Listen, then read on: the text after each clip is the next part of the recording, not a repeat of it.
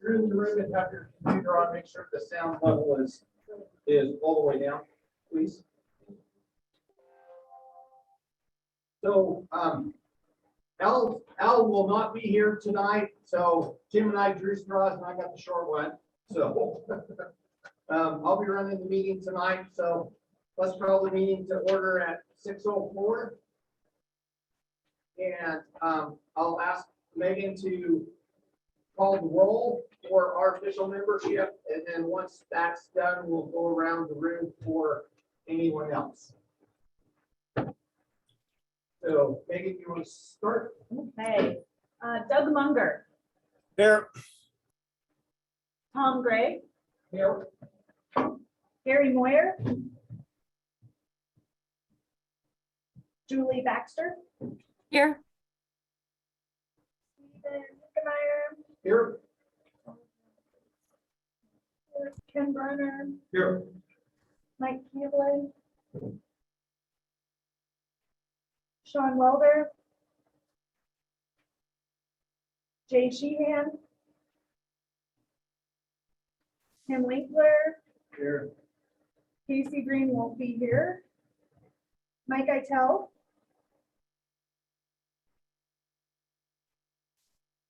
Callie Hendrickson won't be here, Brian Hodge, Static. good, Bill Myers, Present. Kent Vertrees, Here. Frank Alphone, Here. Rich Thompson, Jeff Myers, Jackie Brown, I believe will be joining us later, Jeff Comstock, Doug Davis, Chuck Whitman, Here. Chris Collins, Jennifer Holloway, Here. Travis Day, Here. Bill Bataraka, Here. Vince Wilczek, T. Wright Dickinson, Here. Patrick O'Toole,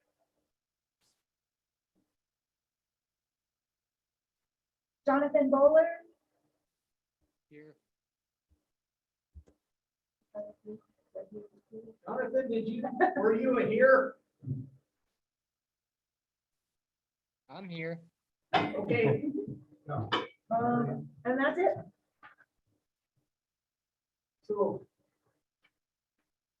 We have a forum, interesting.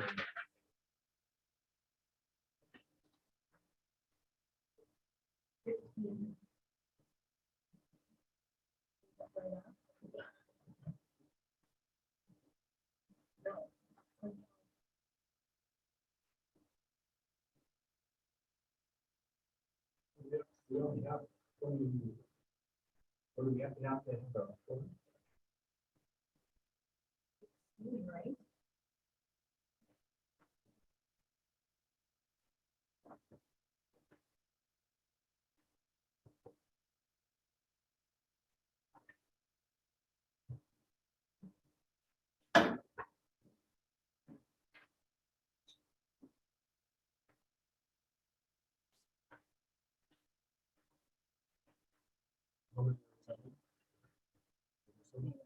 We've got 15.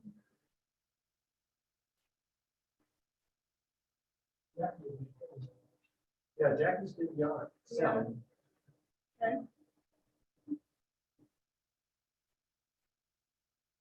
If anybody's hopped on Zoom here recently that missed roll call, please give us a shout out.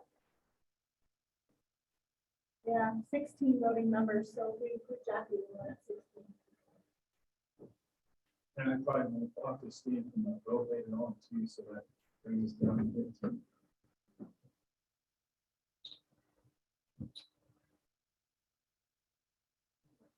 You got Frank? Alphone? Get Frank. Yeah, I'm here if you're wondering. Okay.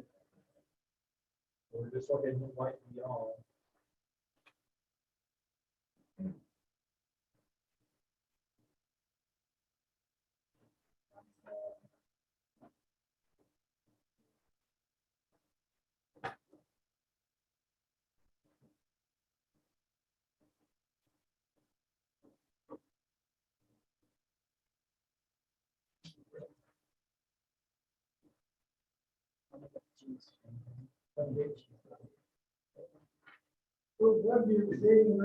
All right. We got our forum. We're just watching the door. Doug is. Oh, Jay is, okay. Yep, okay, Go. okay, we are good to go. Okay, so let's go around the room to any non-members that might be here today. My business. Oh, your Commissioner Talents,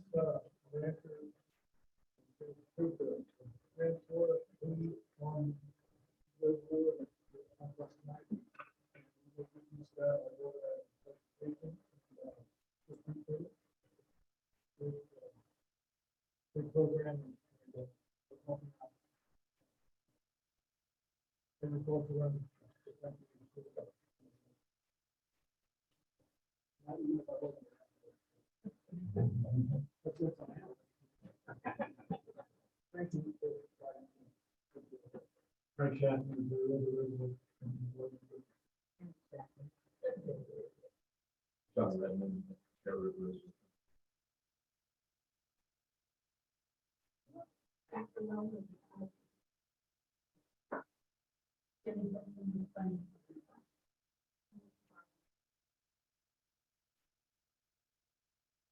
Patrick's here. Patrick's Alliance.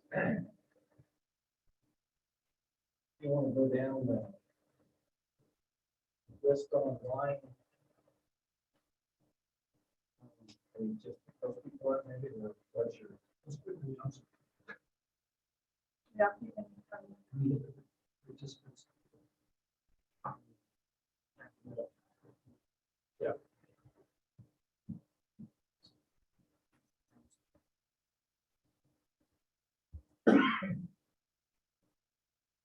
Right, Bill. We got, do you want me to? Haley, Yampa-Tika, Baxter, Thurton, Bauer, Jennifer Holloway. There's no way. Katie.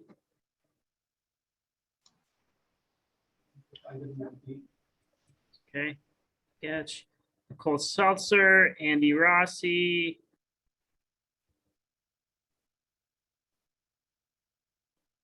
Elizabeth Chandler.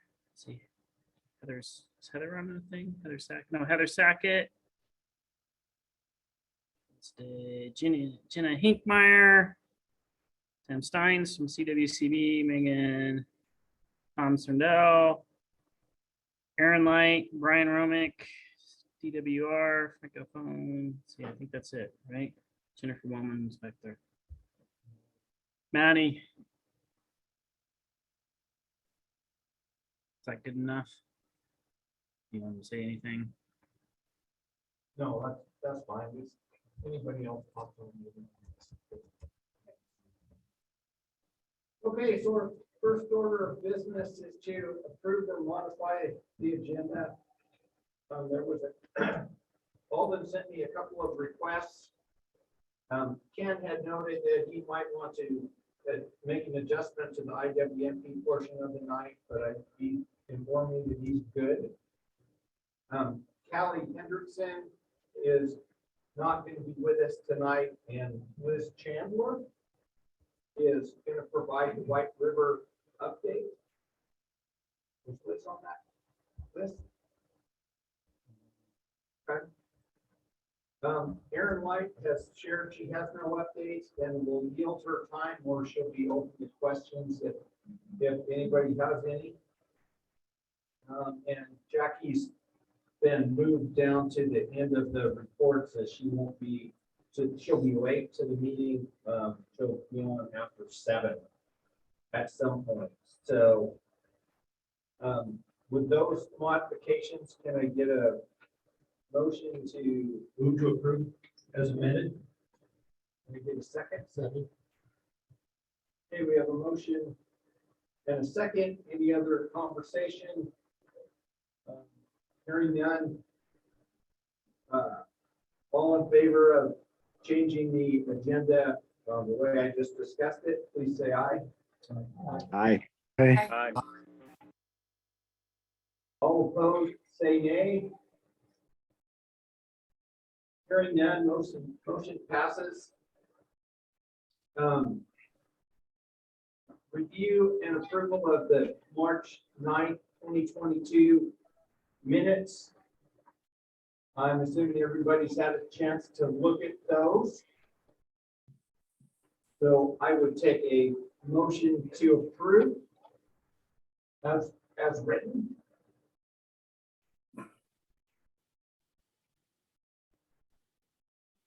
Steve, this is Frank. So moved. Okay, thanks, Frank. Do I have a second? Second. Second. So any questions or conversation around the minutes? Hearing none. All in favor of accepting the minutes as written? Please say aye. Aye. Aye. Aye. Aye. Okay, all that don't approve, that disapprove of the meeting minute or the meeting minutes, please say nay. Okay, hearing none, the motion passed, the minutes will be accepted as written. Next on the agenda is the budget report and CWC staff update, although we moved Jackie down to the end of our report section under 8E. So Sam, are you out there? I am. Can you hear me all right? We can, yes, sir. Awesome. Thanks so much. Well, I guess I can first start with the budget portion. I'm seeing an account balance in the native WSRF funds of 693,490 and about 2,200 in stimulus funds. That's great. Spending down the stimulus funds about a year early. So that's awesome. I just have a couple things to go over in terms of staff updates. We've been pretty much heads down on the water plan, which is going to be released for the 90-day public comment period on June 30th. So coming up on us pretty quickly here. Also wanted to note that the reporting access for the municipal water use and conservation database, aka the HB 1051 database, is going to be delayed until June 1st because we're moving the portal to a new platform and modernizing it a bit. So hopefully it'll be a little bit better and more usable for folks. So because we're pushing that back, we're also going to be extending the deadline until September 1st. So if you have any questions on that, though, feel free to shoot me an email. Next, just wanted to go over a couple grant deadlines because we've been getting a lot of questions. The next submittal date for the PEPO grant is June 1st. The new PEPO grant application for the Basin Coordinator and statewide initiative funds has gone out to all PEPO liaisons, but can also be found on our website. I'll link the link in the chat here in just a second. Also, a checklist for the roundtables has gone out to the chairs and PEPO coordinators to help identify the key and basic expectations for the PEPO coordinator scope of work that they'll be getting a letter of support for from the roundtables. And any questions that should be directed towards Elizabeth Scoder. If you have difficulty remember that, also just feel free to ping me and I can connect you with her. Let's see, obviously WSRF is also June 1st, but all applications that would be to staff by June 1st would have to be to the roundtable by this meeting. So I'm sure you guys are very well aware of that. And also on the WSRF side of things, the updated WSRF criterion guidelines are effective as of July 1st. So there will be an initial $300,000 distribution at the start of the fiscal year, which will be after July 1st. And the $750,000 cap will be applied as of next fiscal year, so that all the roundtables have enough lead time this first fiscal year to spend down. We just didn't think 2 months was enough lead time for everyone to spend down those funds below where people might not getting their full allocation. But the cap will be in place starting in July 2023 or fiscal year 24. Let's just going on to a couple other meeting notes. CWCB board meeting will be held May 17th and 18th. And there will be the Colorado Water Plan and Water Resiliency Workshop on the second day. Will be a good bulk of that meeting, so it should be some really interesting conversation. And that's going to be held in Breckenridge. The July meeting is going to be held in Steamboat. The dates are still to be determined, but we're really excited because we're going to have and looking to do a C9 summit type event the day before the meeting. So really hoping a bunch of members from the roundtable and IBCC members come and join us for the conversation and celebration. It's going to be the first board meeting to happen since the release of the water plan for public comment. So, you know, the roundtables have a ton to be proud of, you know, the role in the VIPs and everything going on with that and how that's rolled up into the roundtable. And also just really excited with all the input that the board has been giving for the water plan as well. So should be a really great event and hope to see a lot of you there. That's all I've got today, but happy to take any questions. So Sam, I've got two. The first thing you said was we were done with the COVID funds or whatever. So the last two grants that you just saw at your last meeting put us over the amount. So we have no more COVID funds to worry about. So just only about $2,200 left, I'm sure. That'll be easily spent down. So, so yeah, no, it should be good. That's great because the rest of the native funds don't have any stipulations, so we won't have to worry about that May 2023 deadline to have those allocated. Okay, and then your other statement was come July 1st, you're gonna load 300,000 into everybody's account, and the cap, the 750 cap, will come into effect next July 2023, July 1st. Yeah, that's correct. So I don't know if the funds, the 300,000 will be in exactly on July 1st, but hoping to have it in there pretty soon after that. But just want to give enough lead time for roundtables to spend down because just how it's going to work with a cap of $750,000 have to be spent down to about 450,000 by July 2023 to get the full allocation the following year. Okay, perfect. Thank you for that. Yeah, of course. Sam, could you tell us a little bit more about the agenda for the C9 meeting? We say it's going to be here in Northwest Colorado, and what all do you hope to accomplish? Yeah, certainly. I don't have a ton to speak about on the agenda. Haven't been completely tuned into all of that in terms of what's going to be on the exact agenda. But I do know that we're really encouraging just as many folks from the roundtables to come and, you know, celebrate all the work that's been done. I know it's been a tough year and a tough couple of years with COVID. So just really looking forward to get folks together and, you know, having a really great opportunity for statewide collaboration. So you'll be sending us out an email at some point with a little bit of an update, a little more detail. Yeah, certainly. As soon as I hear, you know, what the dates exactly are going to be for the July meeting and have a little bit better idea of what's on the agenda for the event, I'm certainly happy to send out an email and will as soon as I can.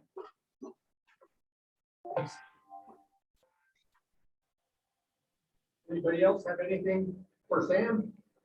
Hey, Sam, this is Frank, Alphone. A question on your comment about the 1051 data reporting portal. Do you think that's going to be a complete revamp or just a modification? Because it is a bit clunky, as you know. I'm just curious what that scope of work is. Yeah, it's certainly clunky. It's pretty much a complete revamp. We've redone the whole system, so hopefully it'll flow a little bit better, hopefully a little bit more streamlined, pulled out, I think a lot of comment sections and some things that weren't necessarily being utilized. So just keeping all of the really great core data and just making sure there's nothing that's just being asked to be asked. So really hoping it's going to be more streamlined than it was before, because I know it certainly was clunky. Yeah, great, great. Happy to hear that. Thanks for doing that. Yeah, of course. Yeah, excited about it. Okay, anyone else have anything for Sam?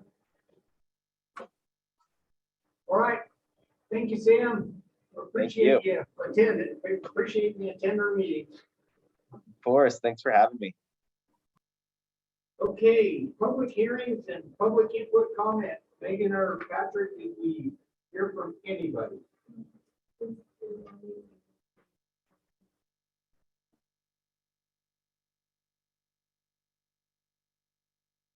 Okay.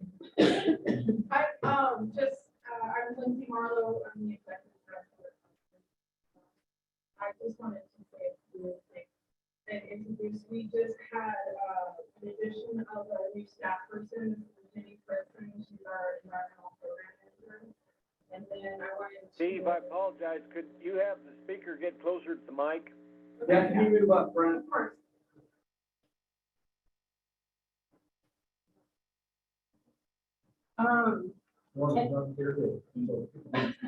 People online can see, yeah. Well, you gotta stand in front of the podium. You gotta hear her to see her. Yeah. Just for this time. Right there. Yeah, so you see yourself right there. It was recently announced, we sent out the press release yesterday, but Friends of the Yampa is officially, unofficially, I guess, until August, taking over as a management entity of the river fund. So we will be in the Nature Conservancy. And I also wanted to put a little shout out there. We, the Friends of the Yampa does youth river camps, and the main goals are to teach river safety and open up the world of recreation to people that may not be exposed to it, which I think is pretty important now that the city of Craig is adding the Whitewater Park in town here, and it's great if you have the youth know how to navigate that safely. And we do have spots available, so we'd like to fill those with local kids and not have to bring people from out of the area. So if you guys can help spread the word, that would be great. And a little heads up, but we're working on a scorecard project. I believe most of you are familiar with it, but it's called the Yampa River Scorecard Project, which seeks to bring river science and ecosystem services to the community and educate on a more lay person way, and to engage people in how us as stakeholders all use the river, how we benefit, and how those stakeholders benefit. So if you guys are interested, I encourage you to check it out. It's at yampascorecard.org, and then hit one of the up and on. Yeah, on our Friends of Yampa side, we have our, a couple things. We just helped organize a float trip down the Little Snake River, believe it or not, right below the right in the Colorado property line, right about in that property line. We're just about ready to organize our annual Yampa River Awareness Project, float trip that many folks have been on the round table. People have heard about that. We've been doing it for over about 15 years right now, which is great. This year we have some good participants, specifically Becky Mitchell from the Director of the Water Conservation Board is coming down. Kevin Ryan, our state engineer, is gonna be with us. Jackie Brown's coming, David Graff, who you all know, he's gonna be our science expert talking about things. Ray Beck's gonna be with us here from Monte County. We're excited to have a gentleman from the 10 Tribes Partnership. We've been trying to get native tribal community members to come with us. This guy's on the fringe of that, but we'll be excited to have him come. Brad Wynn, from Northern Conservation District will be there. Unfortunately, we just heard today that Dan Gibbs, our Director of Department of Resources, had to cancel today. And then I have Ken Brenner, so they're gonna go. Ken's been there several times in the past. My goal is always to take people out of the boardroom, out of the the stuffy boardroom, and get them on the river, have that experience together. We match politicians, scientists, water professionals, advocates, try to get the ag voice out there, and then the press. Have fun at the river. And if I invite you next year, please say yes. Try to get a good lineup of roundtable members. Obviously important for us to tell our story. But we're showcasing the Yampa and the work we're doing here to a greater audience. And we've had excellent reception over the past. With that, I also, and we at Friends of the Yampa organized an eco flight on Saturday, the 21st. It's a airplane flight over the Yampa Basin, and they have some space on it. Just so you know, if anyone is in Steamboat Saturday morning, maybe reaching out to some folks and see if they're interested. But if you would be interested, Saturday morning, 7:30, let me know. Email me so I can put you on the wish list. Because I may have space with 2 airplanes to go from Bob Adams all the way down to the confluence and then back up over the headwaters of Flat Tops. It's like a 7:30 to it's about an hour and a half flight, and it's there's about a half an hour on the front end. So thanks. And by the next time we get together, we'll already have our river festival. June 4th, June 3rd, June 5th. We are going to be having our State of the Yampa address that we always do. That's going to be on the Sunday in Steamboat at the Butler Library. We're going to showcase the movie Craig American. I don't know if you've all seen that. That was a movie that American Rivers put out. We're going to have some of the characters in the movie come and be a panel speaker presentation. We should have a good turnout. It's a very interesting topic as well. Very timely. Thanks. Okay.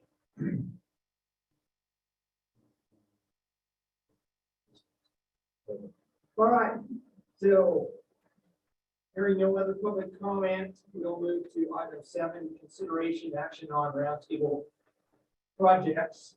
First up is the Yampa IWFD. Ken, are you leading that off? Yeah, why don't I do my best here? I take my advantage of the opportunity to stand up and move for a moment. I'm currently serving as the chair of the Integrated Water Management Plan. This is our version of the stream management plan for our basin. And tonight we wanted to talk a little bit about where we're at, because we're going again this process that's been going on for 3 years, getting close to the end. This is kind of the major update we're going to have tonight. We'll be back on July agenda for a much shorter presentation. We'll be including 2 primary things. There will be a list of recommended projects, both beneficial projects that have been developed through a process that I'll detail later in the meeting. And we will also have our final report, and we're also going to go over that. Some of the evidence that we developed, or that we, the scientific reports that we produced as part of the body of evidence to support some of the recommendations that have been made, is where we're going to start tonight. We'll have, first, Steve Hinkmeyer is going to explain the process that's taking place around remote environmental assessment. Steve detailed that project. Then we'll hear a little bit more about some really interesting studies that were done by Katie and Jennifer. So that will be real interesting. I'll talk a little bit about the process that we used to bring forward our recommendations and how we manage that. Nicole's going to take a few minutes to tell us how the final report is being developed. We have a subcommittee that's really working on that structure. Then we wanted to talk about the financial report for the IWC. We had a budget that was over $500,000. We wanted to explain how much money is left. We have one additional ask. Already got approved. Less to add some additional money to the solicitation process. 8 census. 6 billion students. We haven't seen yet. And then finally, I wanted to come back and talk to you, some feedback from you, from the members, about how we want to involve the little snake and bring forward some of the information that they've developed for us. So the little snake has, with their conservation district, Larry Hicks and Pat O'Toole, and now Jonathan Bowler is helping them. They've done a lot of work up there, and it's work that I think we want to take a hard look at, because some of it I think we want to try to replicate in our basin. So, but I want to hear from you. How would you like to have that information? Do you want them to come down and give us a presentation? Would you like to do a field trip up, see what they're doing? We're going to try and do a video presentation. I'd like some feedback on what would be most productive, because I think we have a busy schedule, not an easy thing to do. But I honestly believe it's very important that we want to make sure we're all aware of. So I'd like to hear some feedback. So that'll be the last few minutes of the presentation. So, Can you talk more towards the mic? are you not hearing me? Yeah. Yeah, thank you. So anyway, we will come back and finish up with some feedback from everybody about the how we would like to interact with the little snake contingency. So I'd like to kick this off now and turn this over to Steve Hinkmeyer. He graciously stepped forward and filled a vacancy that we had on the integrated water management plan, and then immediately we threw it to the wolves, and we had a little bit of a challenge coming to a consensus over one of the reports that was done. It was a remote environmental assessment, which is just trying to take all the existing data that we have for the Yampa Valley and try to put it into a single report that summarizes the overall status, the environmental status of the basin. So that was turned out to be a little more work than we originally thought. Steve, give the rest of you too much to tell us how this all worked out. Okay, Patrick, put those slides up. It should just be a 4-pager. Or 4 slides.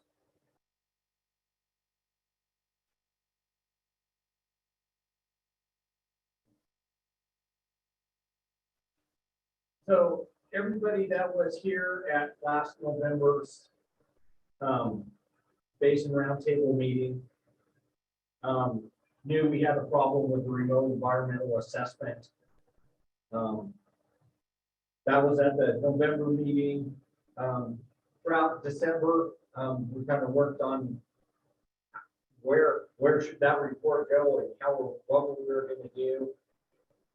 And in early January, it was decided that we put together a small group of folks, and it's a really small on this, but Brian Hodge and Jennifer Wellman stepped up, as well as myself, and we took on 120-page report and about 70 pages of appendix, and try to make sense of what we were hearing and what we needed to do with the report.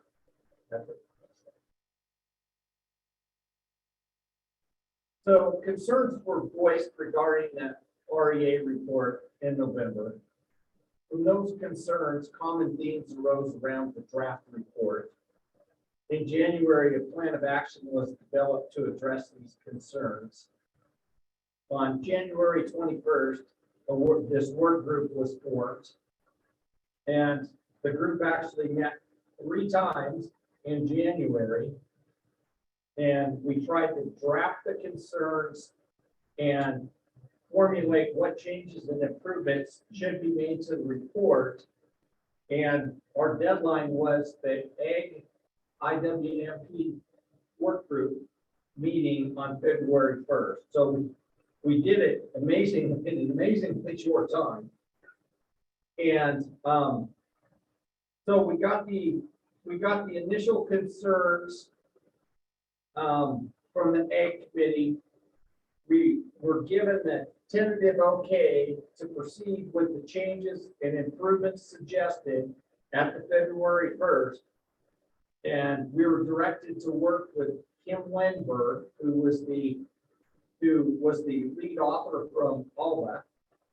And she agreed, Nicole got her to agree to work with us on what those potential changes might be. The initial comments were given to Kim on February 10th, and Kim completed her work on March 20th, and there were several really back and forths that went going through that process. She'd suggest something, send it back to us, and we'd say, well, that's not what we were thinking. Can you do something else? But it took her about 40 days or 38 days to complete the work. A draft red line report was discussed and approved by the Ag Committee on March 29th. And the report was discussed and approved by the IWMP Committee on April 14th. So we met with the Ag folks multiple times. The full IWMP group has looked at it. So what did we do? The Ag work group with Dan Birch and Ryan Golden's came up with a 10-point memo on issues that needed to be addressed in the report. So our group broke the initial report and appendices down into 40 overall comments that we felt needed to be changed or modified in the report. And then we categorized those 40 down and tried to match them with the 10 basic concerns that the Ag group had in their Ag comments. And we had initial discussion around each comment, and in some cases, subsets of comments, because there was one where it was the same sentence structure in 5 different places in the report. So, and then the proposed resolutions were given to Kim, and she was asked to resolve them within the report. And she has completed that task to the work group's satisfaction. So we didn't give her draft language. What we told her was this comment is inflammatory and needs to change, or this comment doesn't mean anything to us. Can you put in something else? So we didn't draft language for her. We just asked her to look at it, told her what we were concerned with, and allowed her to change it. And that's why there was some back and forth, because she changed something, and we said, well, no, you kind of missed the boat on that. Well, what if we thought of it this way? So, thanks, Megan. So, remote environmental assessment report has been accepted by the Ag Committee of the IWMB, where the concerns originally came from, and has been accepted by the full IWMP committee. And we are bringing the report before the full Yampa-White-Green Roundtable for its acceptance. So we're not approving that report, we're just accepting it, is what I'm told.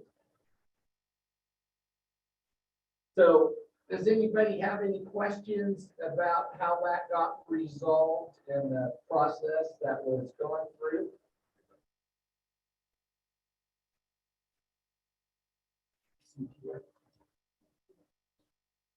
Yeah, to your right. So Steve, can you just tell me, those last two words at the end that you explained, explain the difference between acceptance and approval, what we're actually doing tonight. Ken, you got the answer for that? We got Ken with a mouthful. So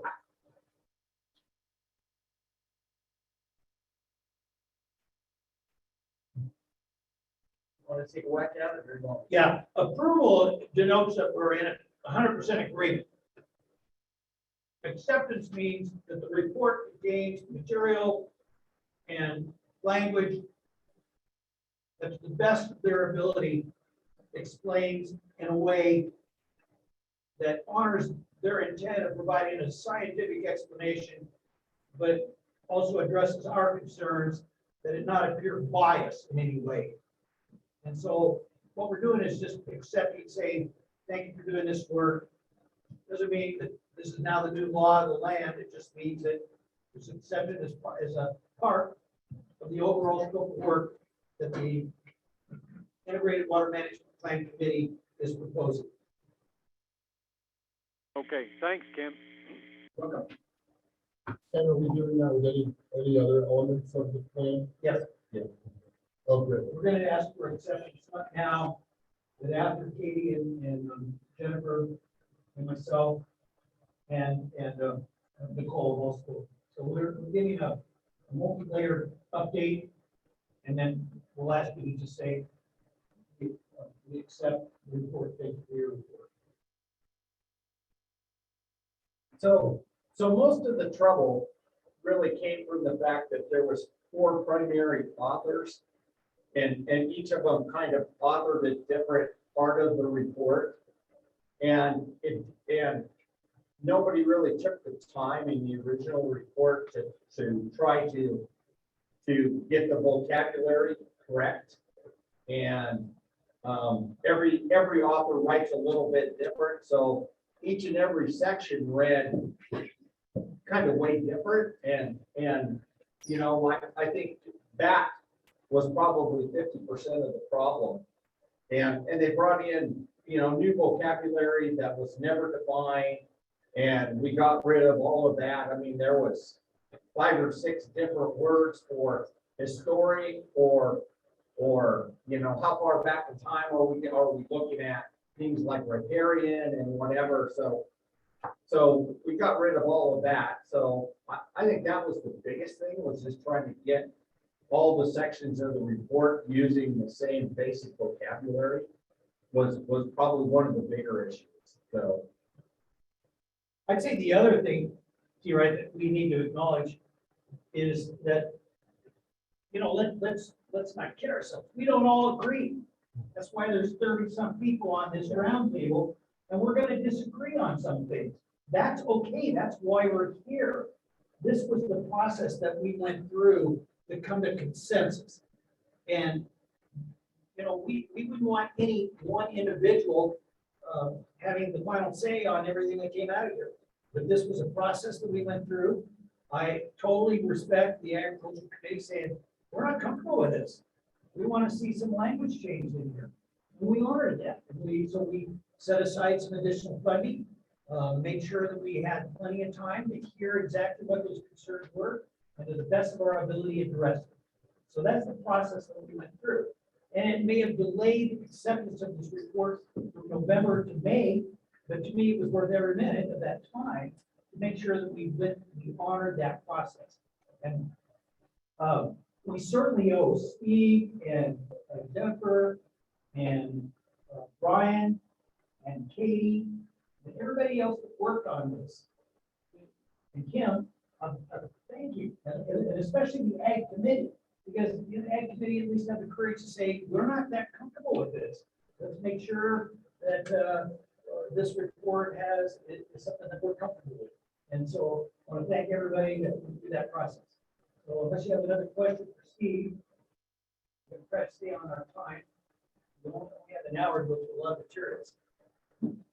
So our next part of the presentation is the presentation that our Integrated Water Management Plan Committee saw at our last big meeting, and it was really quite compelling. It was, of course, we got the hour version. You're going to get the 20-minute version, but Katie and her crew and Jennifer have done some amazing work to help us better understand how the Yampa River system functions, and they're going to take the next 20 minutes and try to explain this to you. If you're looking at your packet material, this would be in reference to the report. I think it starts on page 10 and runs to about page 21. So that's in your packet materials. Jennifer, Katie, how would you like to proceed? Thanks, Ken. Thank you, Basin Roundtable. I'm just going to give a brief kind of synopsis, and then we'll show a video and Katie cover all of her technical work. So the fluvial hazard zone mapping process was spurred by some of the stakeholder outreach and interviews that we conducted last year and the year prior. And we heard from landowners and river aficionados that there were zones in the river that had increased erosion and impacted conversions and impacted private and public lands. And so we thought it would be interesting to utilize this technical work of developing layers of mapping using geographic information systems and field confirmation to take a look at the river as it works with sediment and the water dynamics and the changes over time. So to be responsive to those landowner concerns, we took a look at some erosion areas and infrastructure challenges and the overall river processes in the Elk River and in the Little Yampa. That was the area where we had the most data from the state of Colorado that was accessible, and the work products that come out of this, I hope you're able to take a look at those online. There's an interactive map that shows the sequence of use of the river over time and how the river has changed and moved.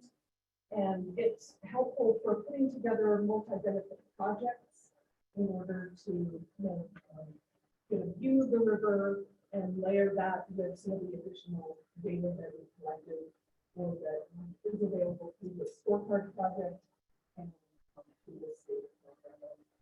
Most of it is publicly available. There's also a story map as part of this deliverable, and it tells really wonderful story of the river based on the analysis that Katie and her team, and she will present that this evening. And then we also talked about some projects that may come out of the fluvial hazard mapping process. So we're looking at the river and its processes, but also potential impacts from wildfire that could impact the river and could impact private and public lands. So it's a very interesting holistic view of the river, just using the technical data that's available in the maps and then the skills from the fluvial geomorphologists who are studying the river's movement over time, and they understand the hydrology and the geology and sort of all of the watershed processes that are beyond the banks of the river, essentially, that, you know, and you'll understand a little bit more of this when you take a look at this. PWCD, Video Housing Zone Mapping Program. We're just gonna see a few minutes to give you a brief. China.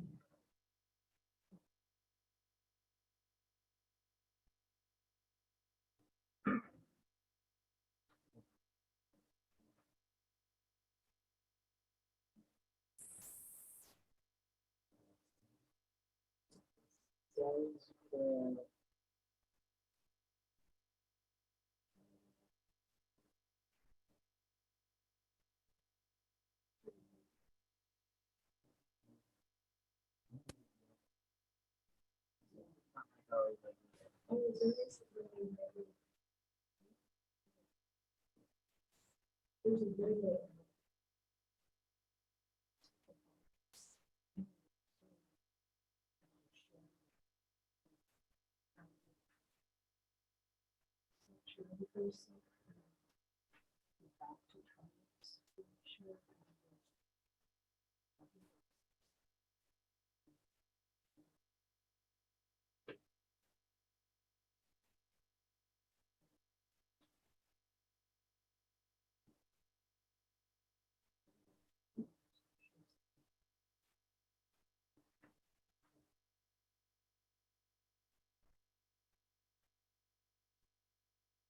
Try it again.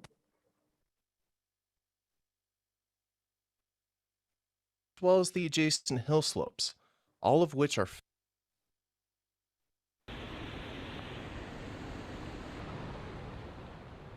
rivers and streams are the backbone of Colorado's economy.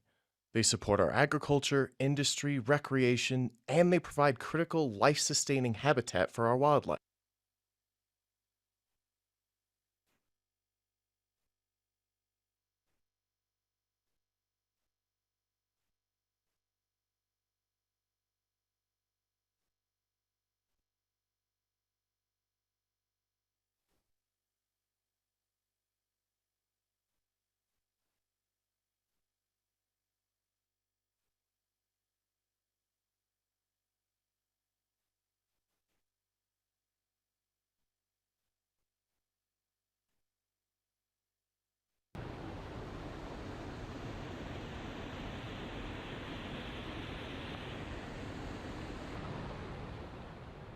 Rivers and streams are the backbone of Colorado. Agriculture, industry, recreation, and they provide critical life-sustaining habitat for our wildlife. Rivers and streams are much more than the water we see in their channels. Rivers and streams are corridors that are constantly evolving, responding to and shaping the landscape around them. Stream corridors include the active channels and floodplain, as well as the adjacent hill slopes, all of which are physically and biologically connected to a stream. As water, sediment, nutrients, and wood move from steep uplands down to valley bottoms, stream channels slowly, and sometimes rapidly, shift their shape and location. This natural movement leaves behind a tapestry of rich, complex habitat for plants, animals, and insects. A healthy river is a moving river. Stream channel movement, stream bank erosion, sediment, and debris deposition are all natural processes. These natural processes become hazardous when they encounter buildings, roads, and other infrastructure located in or near stream corridors. Flooding is the most common natural disaster in the United States and results in significant property and infrastructure damage every year as stream channels dramatically alter their shape and location during a flood. Floods have resulted in 11 federal disaster declarations for Colorado, with at least one major flood occurring every decade dating back to the late 1800s.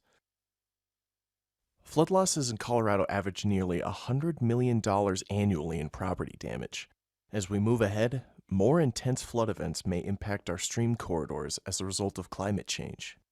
Historically, local governments have managed development in stream corridors by relying on FEMA's guidelines to create flood insurance rate maps. Flood insurance rate maps are used to establish flood insurance premiums for homeowners through the National Flood Insurance Program. These maps can also inform communities of the hazards that come from standing or moving water during a flood. These maps are based on an estimate of where water will go within a river and its floodplain. While useful, these maps do not account for the impacts of sediment and debris deposition, channel movement, or potential impacts to development on hill slopes next to floodplains. Since 1978, approximately half of all national flood insurance program claims in Colorado have come from properties located outside of the high-risk, flood-prone areas depicted in FEMA flood insurance rate maps. These maps only tell part of the story of the hazards found in stream and river corridors. In 2015, Colorado Senate Bill 15-245 was signed into law with the objective of better identifying certain natural hazards throughout the state, including those from river erosion. In response, the Colorado Water Conservation Board developed a program to help communities identify and map these additional flood-related hazards.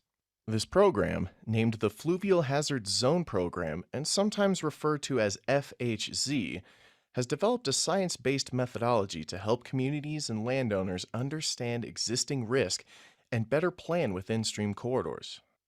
What we saw after the floods of 2013 that really encouraged us to start the Fluvial Hazard Zone program was different types of flooding that we hadn't seen at that largest scale. It was the erosion underneath structures and not the inundation flooding. To better understand, plan for, and communicate the hazards and opportunities within stream corridors, many Colorado communities are choosing to map the Fluvial Hazard Zone. The Fluvial Hazard Zone is defined as the area a stream has occupied in recent history, may occupy, or may physically influence as it stores and transports water, sediment, and debris. Fluvial hazard zones are mapped primarily by river scientists who study how moving waters shape the earth. These fluvial geomorphologists map fluvial hazard zones by interpreting topographic, geologic, and geomorphic information. That is, the data that describes the physical location, form, and sediment and debris movement in a river system. The Colorado Water Conservation Board believes that fluvial hazard zone maps will help communities make informed decisions about personal safety and evacuations, protect critical infrastructure and financial assets, and better plan for emergencies. Some communities may choose to use fluvial hazard zone mapping in their land use planning, and some may choose to voluntarily adopt them for land use regulation at the local level. Because stream corridors are environmentally and economically important areas, fluvial hazard zone maps can also aid in prioritizing lands for conservation, environmental restoration, or preservation of compatible land uses such as agriculture and ranching. Flooding and fluvial geomorphic hazards are nothing new in Colorado. However, as wildfires become more common, these hazards are likely to become more widespread with more intense post-fire flooding. As Colorado's FHZ mapping program progresses, it is demonstrating value for post-wildfire flood planning and response. One of my biggest goals is to use it in planning.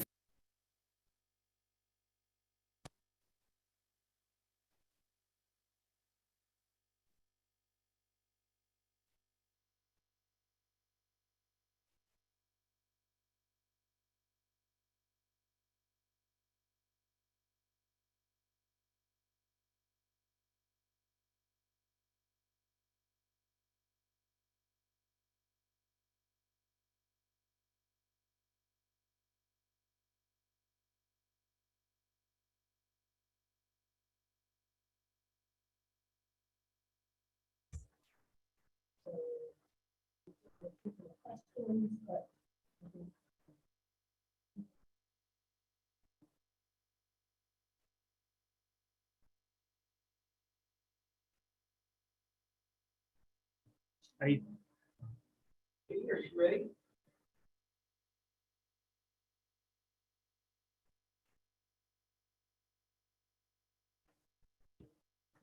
Katie, you're muted.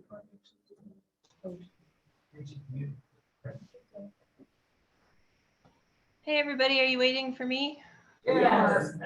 Sorry, it's kind of hard to hear the room, but I heard my name, so I felt like maybe it was time. All right.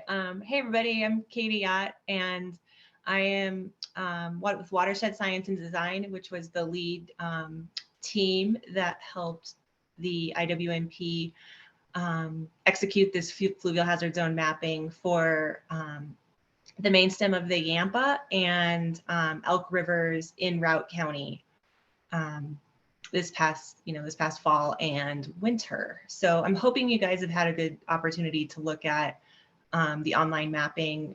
We can talk about it if you have any questions. I can go, kind of show it if you'd like that. I want to be able to use your time in the best way possible. So I'm kind of just going to briefly give a little bit more detail as to how we made the maps, and then talk about where you go from, or where we can go from mapping to kind of project development or management strategy development, and how to make, how we've kind of gone through those steps and made that step forward. So I will share my screen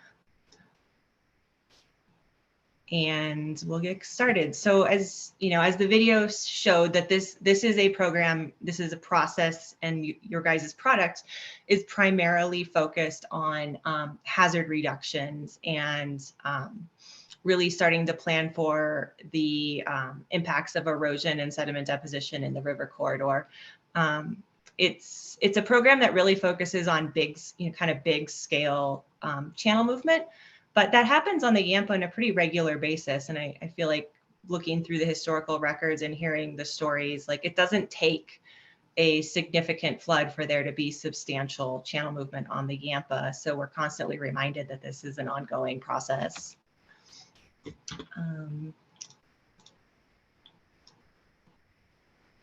There's, as the video said, there's also secondary benefits. And one of the biggest ones is that having this mapping and understanding these processes really allow us to start planning our infrastructure placement, replacement, and maintenance a little bit better. There definitely are safer places within the stream corridors to put infrastructure. And, as we'll talk about later, there's also substantial benefits to trying to group or clump infrastructure. So there's not as much fighting against the channel movement and bank erosion throughout the entire system, but really trying to do that more locally in a way that's, I think, maybe a bit more financially compatible, and hopefully reduces the amount of maintenance that comes with that.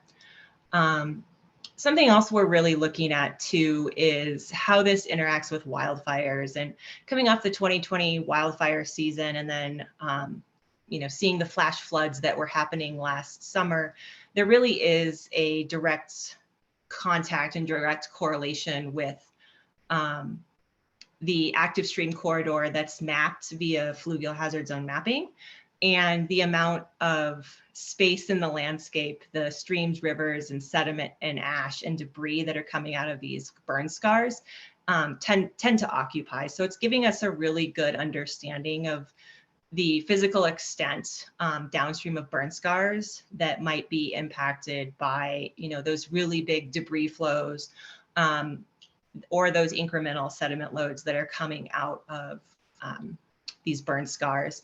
And kind of from a proactive standpoint, we're also starting to explore the idea that when we have these active stream corridors that are connected and that are vegetated, they have the ability to slow water, trap fine sediment, and trap ash, thereby like filtering the water that's coming out of these burn scars before municipal intakes or before agricultural intakes and diversions, increasing the water quality and hopefully decreasing the amount of, again, maintenance at those facilities or damage to those facilities in the event that water doesn't maybe get turned off before these big sediment plumes hit the intakes and the diversions. So the first, kind of just stepping through this briefly, the process we go through to do this mapping is we take a really hard look at the geology, the hydraulics, and the kind of the geomorphic, what is the process that is making this river move in the system. And one of the first things we do is we identify what is not the river. So we call those bounding features, but we go through the geology maps and the topography, and we find those things in the landscape that definitely were not created by the river.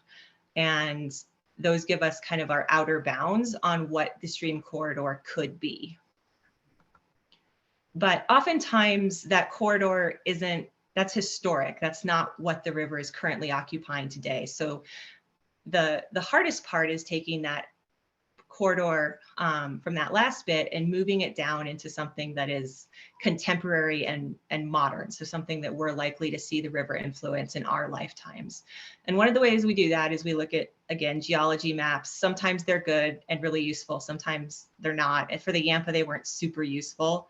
So we had to supplement that with some processing we do of the topography data. So for the entire Yampa system that we looked at, we developed a relative elevation model, and it's a way of looking at every point in the landscape as it relates to the channel bottom. And so, from a very simple perspective, it just lets us understand what is connected in a physical sense to that stream channel throughout the valley bottom.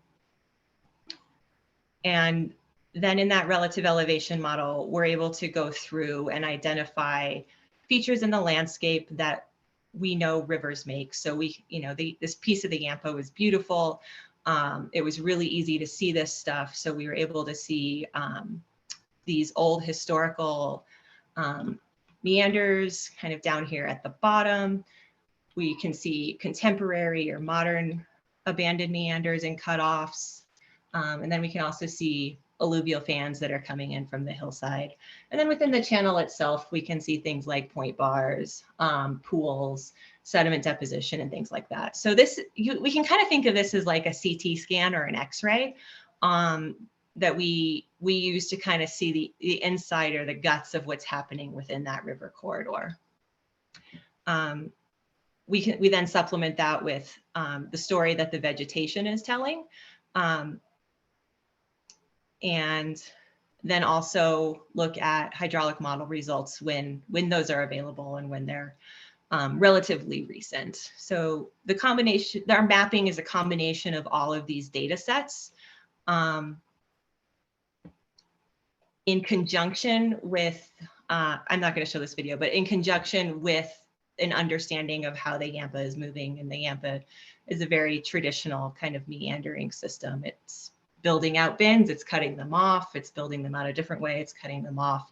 It happens, actually it happens on scales that we see and landowner, and the owners are able to talk about. So yeah, I don't know. It's interesting, and it's very it's actually pretty straightforward the way that it's moving and processing sediment and water and energy.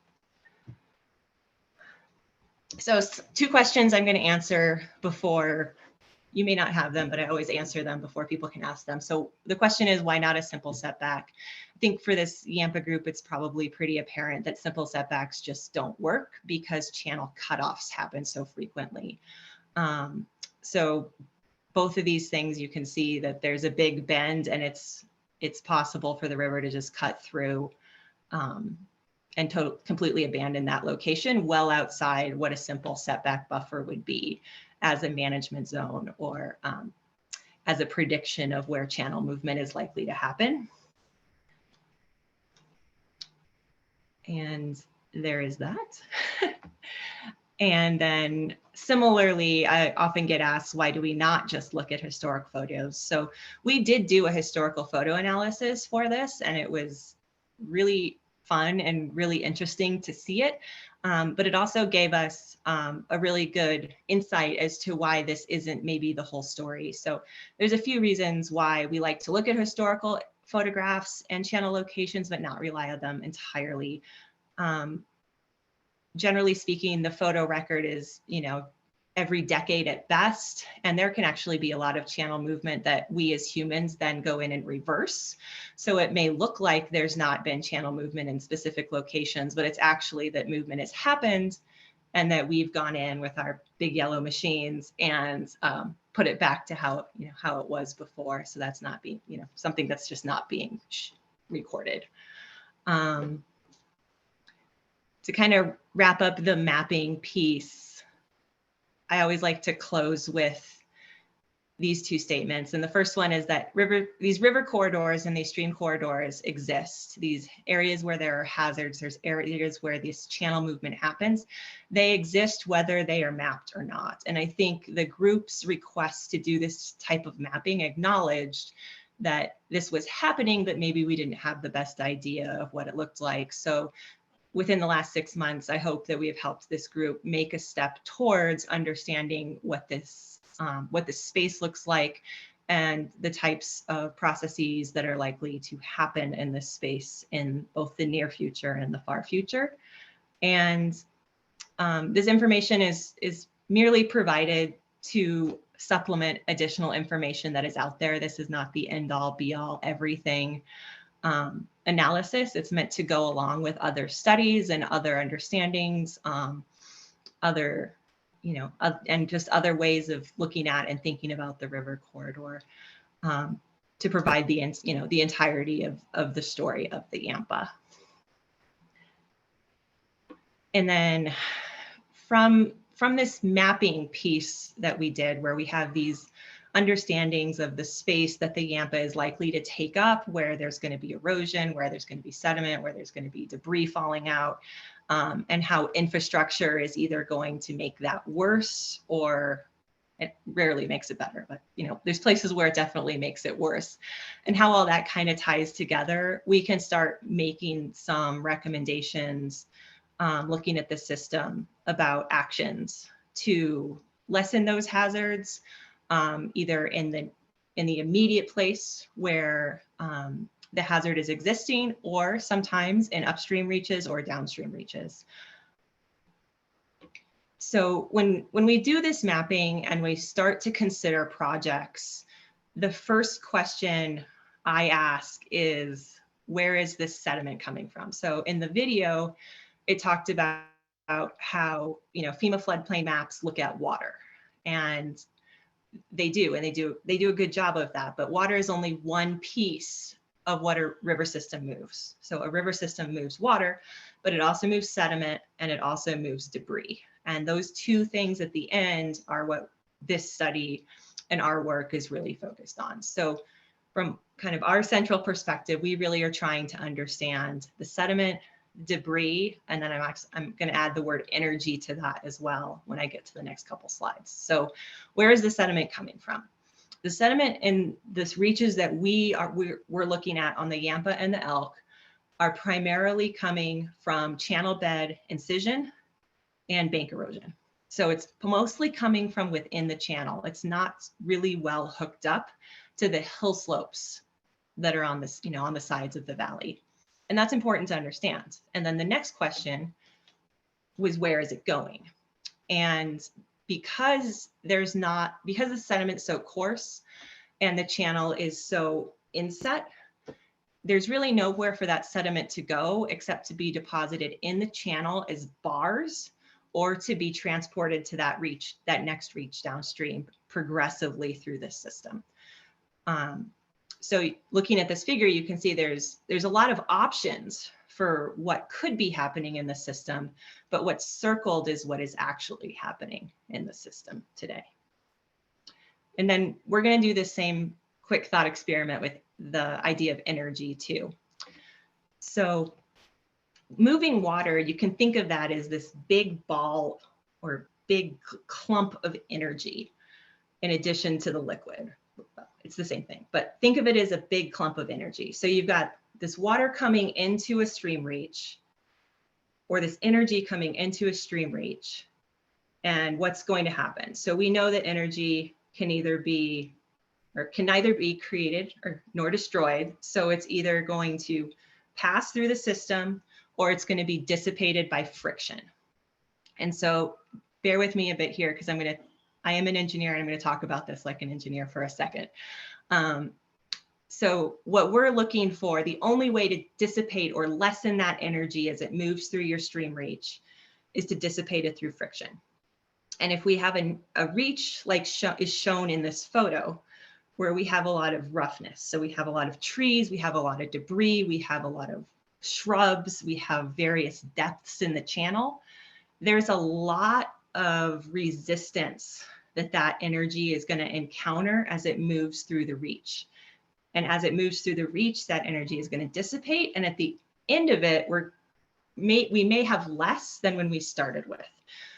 And ultimately, when we're trying to manage erosion, that's what we want to be doing. We want to be finding these areas where we can dissipate that energy in places other than the stream bed and the stream banks.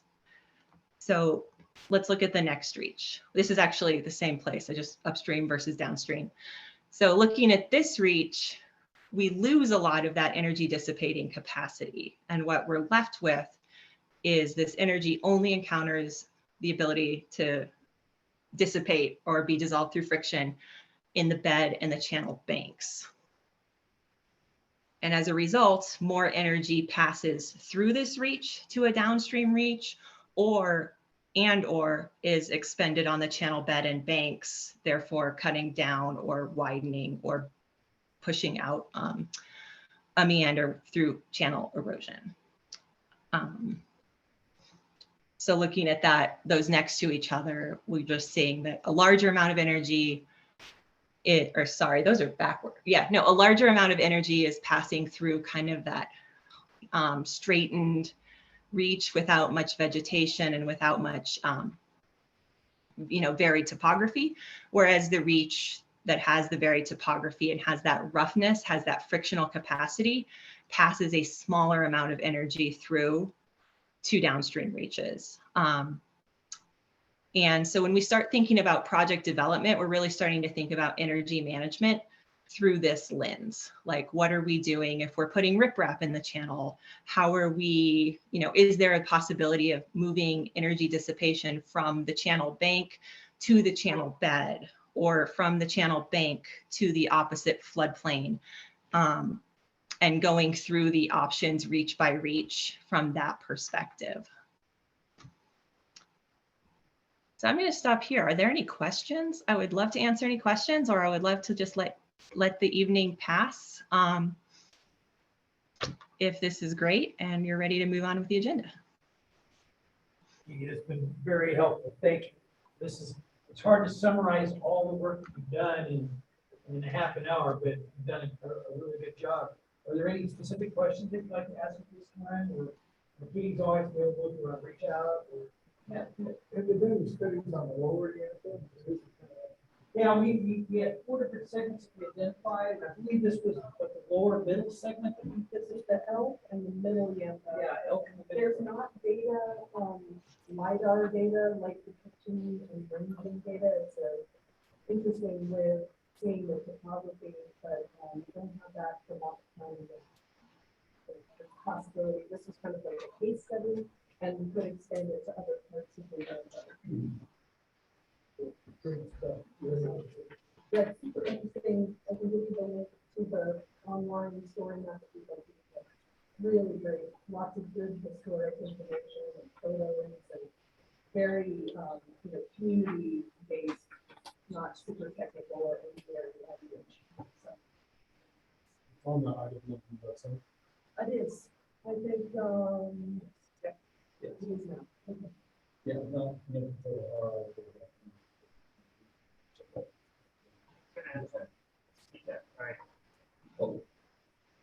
Yes, it's on the IWMP. If you go to our website and click on the IWMP, there's a link that takes you over to the bigger IWMP website, and it's on that website.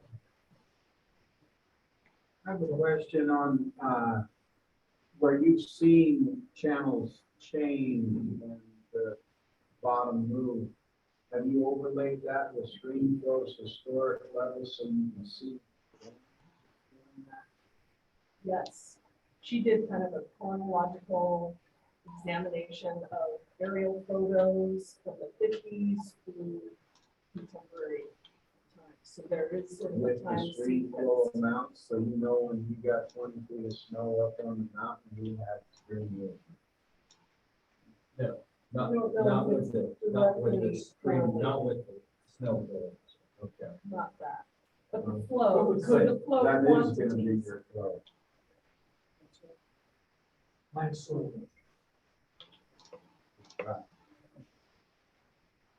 Katie, thanks so much. Yeah. No problem. Example of what those time series look like. It's a little hard to see, but 2019, 2011, 2009, 1970, 1953. So all those different colors represent different phases of the channel at any given Movement. time. Yeah. Different main channel, so you see how it moved over. Yeah. Moved over like it. And your peak flows would have given you an indication of that too. Great. All right, well, thank you all. Thanks, Katie. Yep. Appreciate all your work and great presentations. Thanks. Have a good evening. All right, we wanted to, we've got just a little late, so I'd like to kind of speed this up a tiny bit. The next thing we want to talk about is just the process that we've used to bring forward recommendations.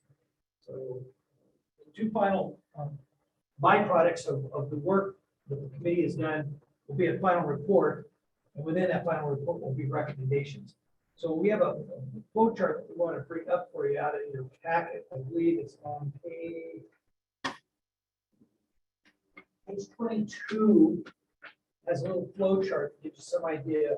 So what we did first is we divided our committee, our IWNP committee, into 3 work groups. And those 3 work groups were for agriculture, one was for flows, and one was for riparian work. And those 3 committees worked independently of each other, met separately, and developed a preliminary list of concepts and ideas. That would be into this brainstorming portion that you see highlighted at the beginning. From that, we begin to work back into the main group again and we brought forward concepts. Now, you haven't seen the flow chart, and we don't, or excuse me, the spreadsheet. We don't have that here for you to look at tonight. But that spreadsheet is multiple columns of different information that explain the scope of the project, who the sponsor is, what the scope of the work is, who the partners are, what the funding mechanism is, what's the timing, what are the outcomes. There's a lot of information that goes in that spreadsheet. And of course, that information is available if you go on the website. But we're trying to keep this simple today. So then you get to this concept idea. And so once we say, okay, we understand your concept, it's not, you know, as long as everybody were immediately embraced. So we ended up with a list of concepts. From there, the concepts, once you knew that your concept was at least accepted, then you went back as a proponent and you provided a lot more detail. Pretty much just about everything you needed to be able to write a grant application. So then you brought that back to our committee, and we reviewed this. This is, as you can imagine, a major part of the agenda for each of our meetings, and we would determine whether or not the work was complete.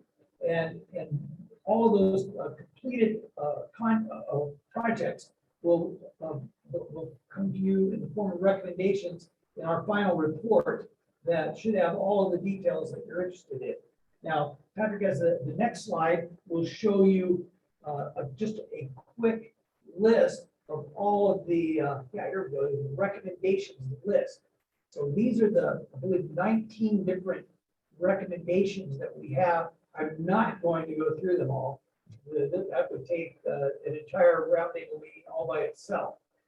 And of course, our IWNP meetings are always available to everyone. And they are available remotely, so you can participate even if you're not able to join us in person. But these are a list of those projects. There's some really interesting projects. The return flow study down on number 22. That is really that is a long-term study. It's got an enormous scientific basis for how that's going to be done. It'll be coordinated with the state modeling effort that we do for our different river basins, and try and provide return flow studies that can be extrapolated and used in different reaches of the river. But this, we're at best going to end up, this first phase of the flow study will be more or less we're going to choose a segment and we'll do what's more or less a pilot study. But that's just one example of these 19 different ideas. So that's what you're going to see in the way of a final report, content or recommendations. Now, the next thing that we want to go over is the actual final report. I believe that's the next page. And Nicole, if you would like to join us and go ahead and explain your process that you're using for your final report, realizing that we're a little behind schedule and you can abbreviate that to whatever extent you would like to do. Yep. Can you guys hear me okay? Perfect. Okay, great.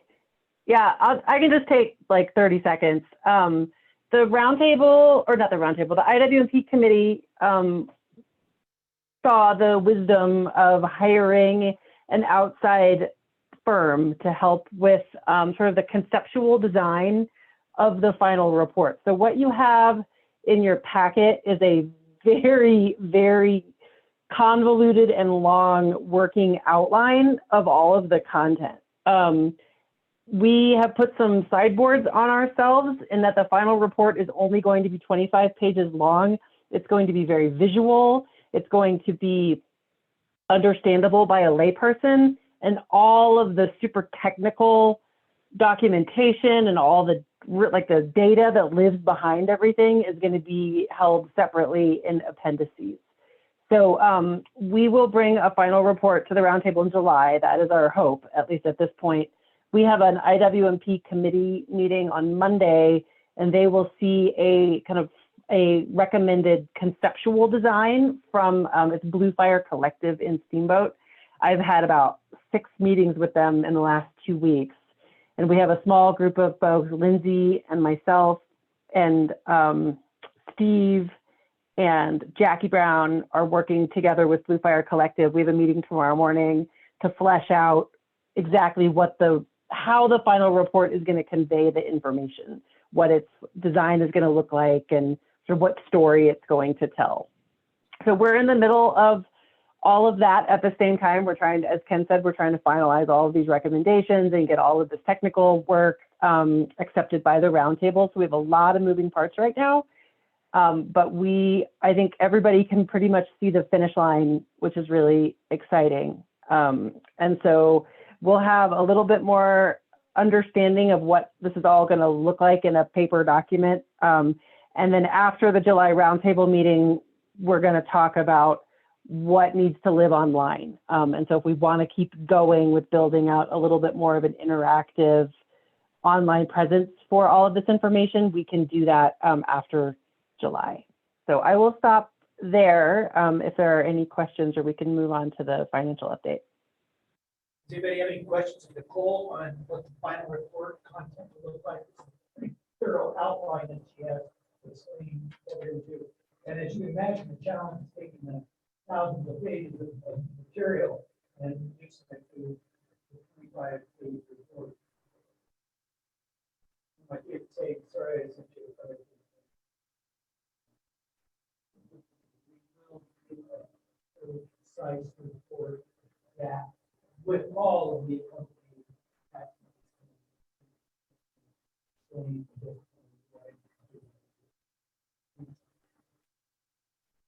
okay.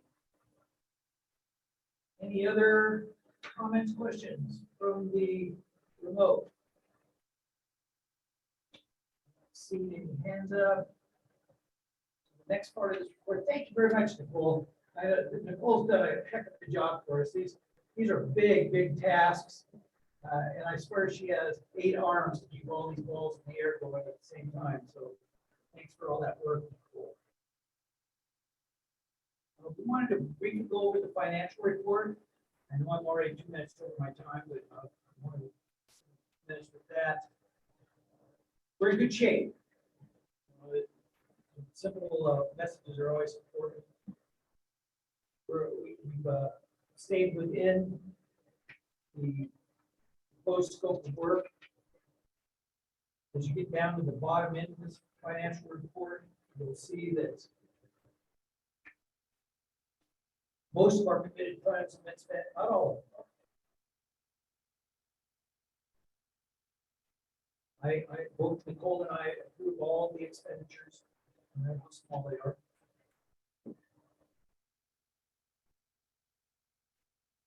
then when we get down here to the bottom, unencumbered funds, two big numbers that you want to look at here is all the revenue that we have minus our expenses. We still have about $50,000. We have contracted but unspent money that's still about 20,000. So I'm sure we'll have some additional expenses here as we move to the finish line and finish the report. But we will have, you know, we're going to have some additional funding. The IWMP scope of work may be completed, and we'll have a nice list of recommended projects and I think a very good final report. But we're not done. We're actually just really getting started. And so we are going to be discussing at our next IWMP committee meeting and subsequently on what exactly we're going to do. Those funds are good for at least another 2 years. We want to bring back a proposal about how we will continue this work. Nicole has been under contract to be our lead person, and she's done a tremendous job for us. But once that final report is done, her contractual obligations will be finished. And I know she's very committed to all of this work that she's doing, and she'll continue to be involved. But how exactly we're going to continue to work at the integrated water management plan in the Yampa River is yet to be determined. So you will hear that as well in the July meeting as a recommendation from our committee as to how we will continue the work that's been completed up to date and how we like to follow through and how the unexpended funds will be used to facilitate that. So with that, that comes to the final part of this, which was my teaser there at the beginning is how do we want to interact with the Little Snake River? How do we want to, I'd like to hear some brief comments from you about what would be the best. We want to try to have a significant portion of a roundtable meeting, knowing that we only meet every other month. Would you rather do a special meeting? Should we have a roundtable meeting that is only about what the work is that they've done? Would it be something that we should do earlier on the next roundtable, like in July? Maybe their presentation is at like 3 o'clock. What are your ideas on how we should do that? Are you interested in a tour of the facilities? Because I know if we would coordinate a group that would have at a single time, they'd be more than happy to take us around and show us the kind of work that they've been able to accomplish. So can I have some feedback, please? Ken, this is a recommended objective from the IDP? Nope, this is me This saying is that this you. is some really important stuff. Because the Little Snake is a Yeah, I great can example. plant a seed, though, we can do this too. We don't have a funded conservation district like they do. It's out there. You can find it.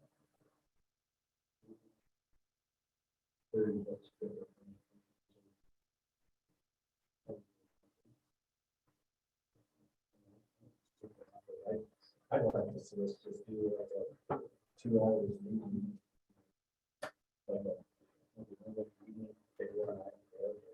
So a separate meeting, like a special meeting? Yeah. Yeah, only, I mean, all around.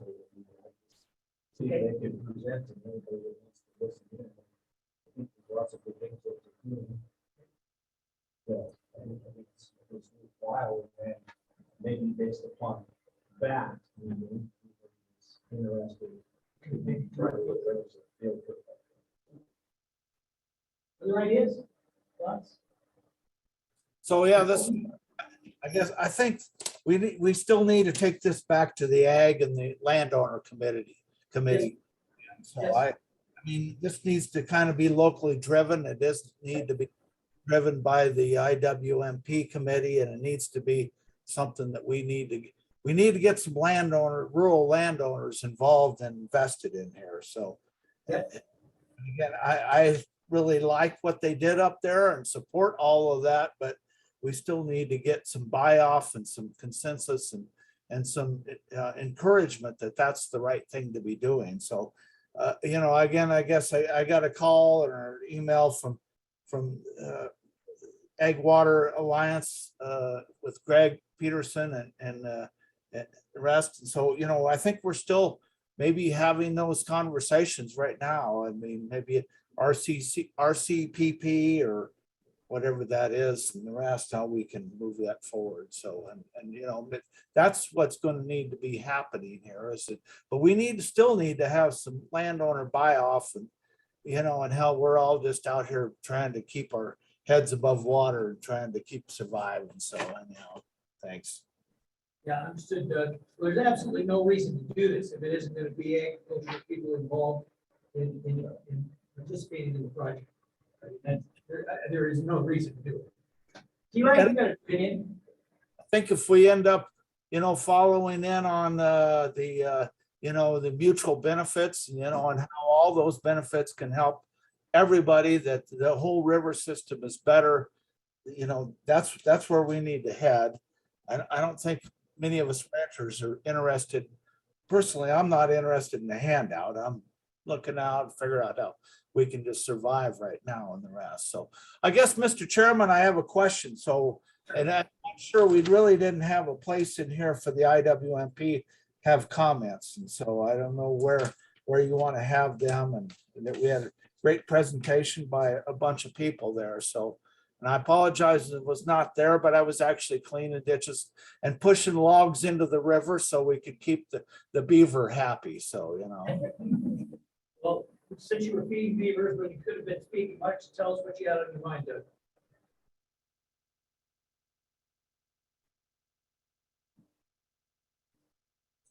Sorry, I wanted to go back first off to T. Wright's question, accepting versus endorsing. So can you hit it right on the head? I think we want to move on with this thing, and I don't think we've all put a lot of work into this thing, and I'm not sure that I endorse everything on this thing.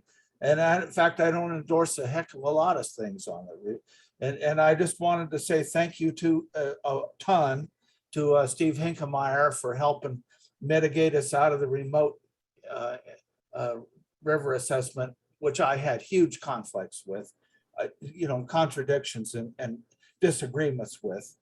I think as we move forward in in these things, we all probably saw and Heather Sackett is on the phone call tonight too.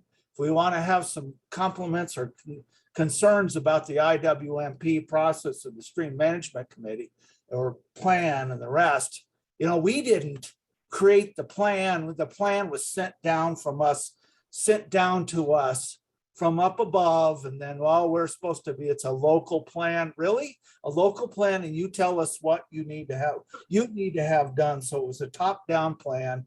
And again, Heather, good thing you probably didn't call me. So anyhow, that's good. Versus a local plan. The Katie Yacht thing, man, I couldn't agree more with everything and anything she said. She did. That is 30 years of 60 years of my living on the river. That's what that river does. And man, I totally agree with everything she said. And we just have to figure out how we can use all that stuff. Whether there's flood insurance, I just keep saying the river scientists, and I always say this river's a beast, man. And T. Wright probably says the same thing about the green too. When that thing, you do something to it, it has adverse and inverse reactions up above and below wherever you went. So, I just want to make sure we have some actions that we're moving forward here. I appreciate drawing in the ag thing, but as I say, back to Heather Sackett's article this morning, the ag people bogged down this thing, the bogged down the stream assessment plans. Well, I don't think so. Since we own 99% of the water here, I don't know how you bogged it down. So you didn't even come ask us. And so I don't know, like I said, I'm disappointed in the top down, and then we're supposed to figure out how to implement it locally. And so to their standards and the rest. Like I say, there's some good things in here and there's some bad things. I appreciate, and right now I just want to move on. So I just wanted to make some broad comments and to be done. I want to move on and endorse the actions of, I'm not sure whether we're going to actually approve these things. I said at our IWMP committee, this is a Yampa thing. I don't want to have the Yampa-White-Green be involved in it. We need to make our decisions locally. We need to keep our laundry locally and not have it being spread out. So I just want to say those things, and we are coming together and presenting this thing in a fashion. And thank you very much, Steve Hinkemeyer, again. So I'll shut up. Thank you. Doug, can I interpret that as a motion to accept the report for tonight? That time to freeze up, Doug.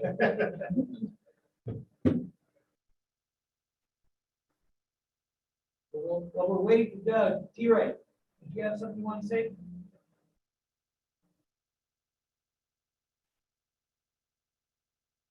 You're muted. If you're muted, if you are. Okay. I got a question. Yeah. When we did the stream management plan for the city's stream experience, which was kind of one of the first stream management plans that came in the entire state, did we accept it or did we approve it? And I'm fine with accepting. The discussion I've had with Alden about this is we're all in agreement for accepting these. Yeah. Because like Doug points out, this is the Yampa River, we're including the white and the green. We accept it, we're saying.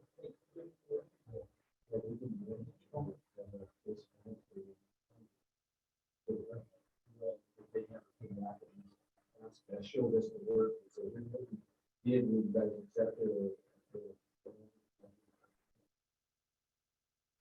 Okay, so in order to move this forward, I need a motion to accept the report from the IWMP committee as presented. So moved. Have a motion? So Okay, we have a motion in a second. All in favor of accepting the REA as and the reported total. Let's see. Yeah, well, no, you're accepting the one that you're accepting the remote studies, the list of preliminary list of recommendations, the final report structure, and the financial update, which would include an additional $5,000 for CPI. Motion to accept is accepting this last hour of presentation. That I'm good with. Talking about the recommendation. No, I'm not. It's coming back. I'll be back in July. So, Accepting the-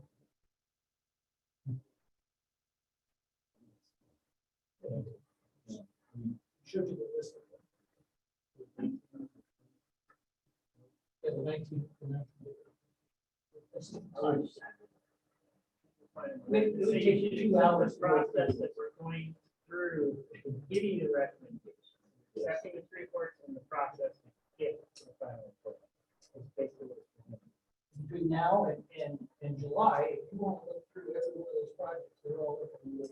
If we were to do that, that would be 2.5 hours. okay. Yeah. Not suggest. I think.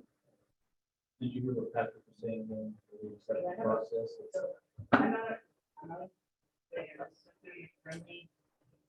Please Amendment is that you're accepting the reports are presented and the process to get to the final report and process. That's the motion. And the allocation of $5,000. Are we still good? Who? I made the motion. I said, You good with that? You good with that? Friendly amendment? Okay. Any other discussion? Hearing none. All in favor of accepting the motion? Get all the motions? Okay, good. Please say aye. Aye.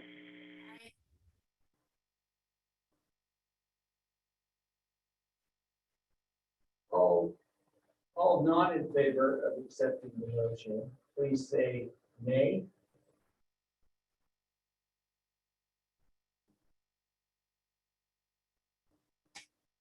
So hearing none, motion passes. Okay, so next up is the grant committee. Pull that one up, Patrick.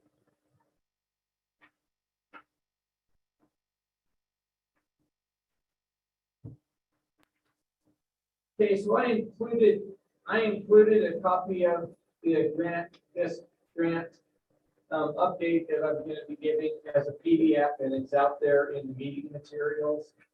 I also included the meeting minutes from our April grants meeting, and I also included a grant summary for the two grants that we'll be hearing tonight, which is the basin or the.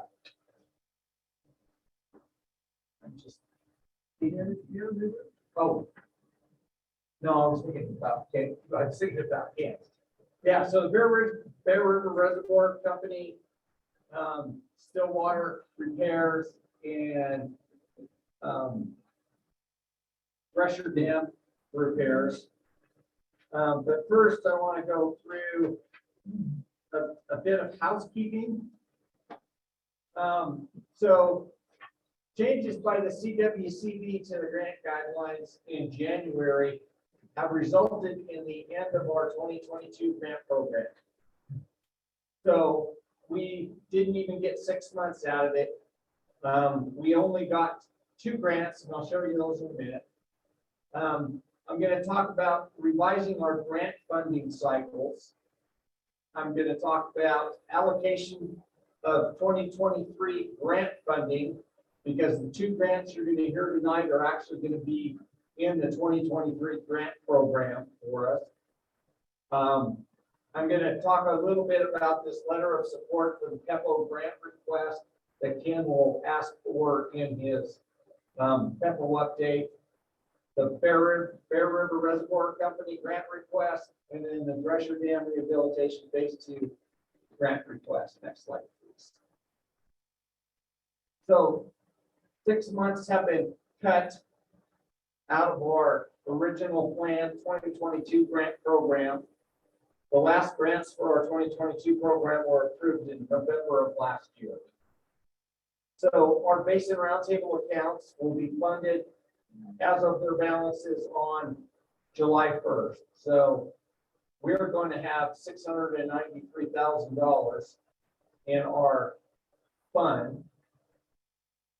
And we'll be, and so they'll be adding on top of that. My slides are not quite right because I didn't know they were going to give us a year to spend down. But I'll cover that when I get to it. Our grant program will now end as of the June CWCB meeting, because the money, according to Ben and Sam, the money comes out of our accounts, or is taken out of our accounts after the meeting where the CWCB approves the grants. Our first grant cycle will begin with the February grant meeting, and our request for future year grant funds or our allocation for, let's say, 2024's program we'll make that at our March meeting.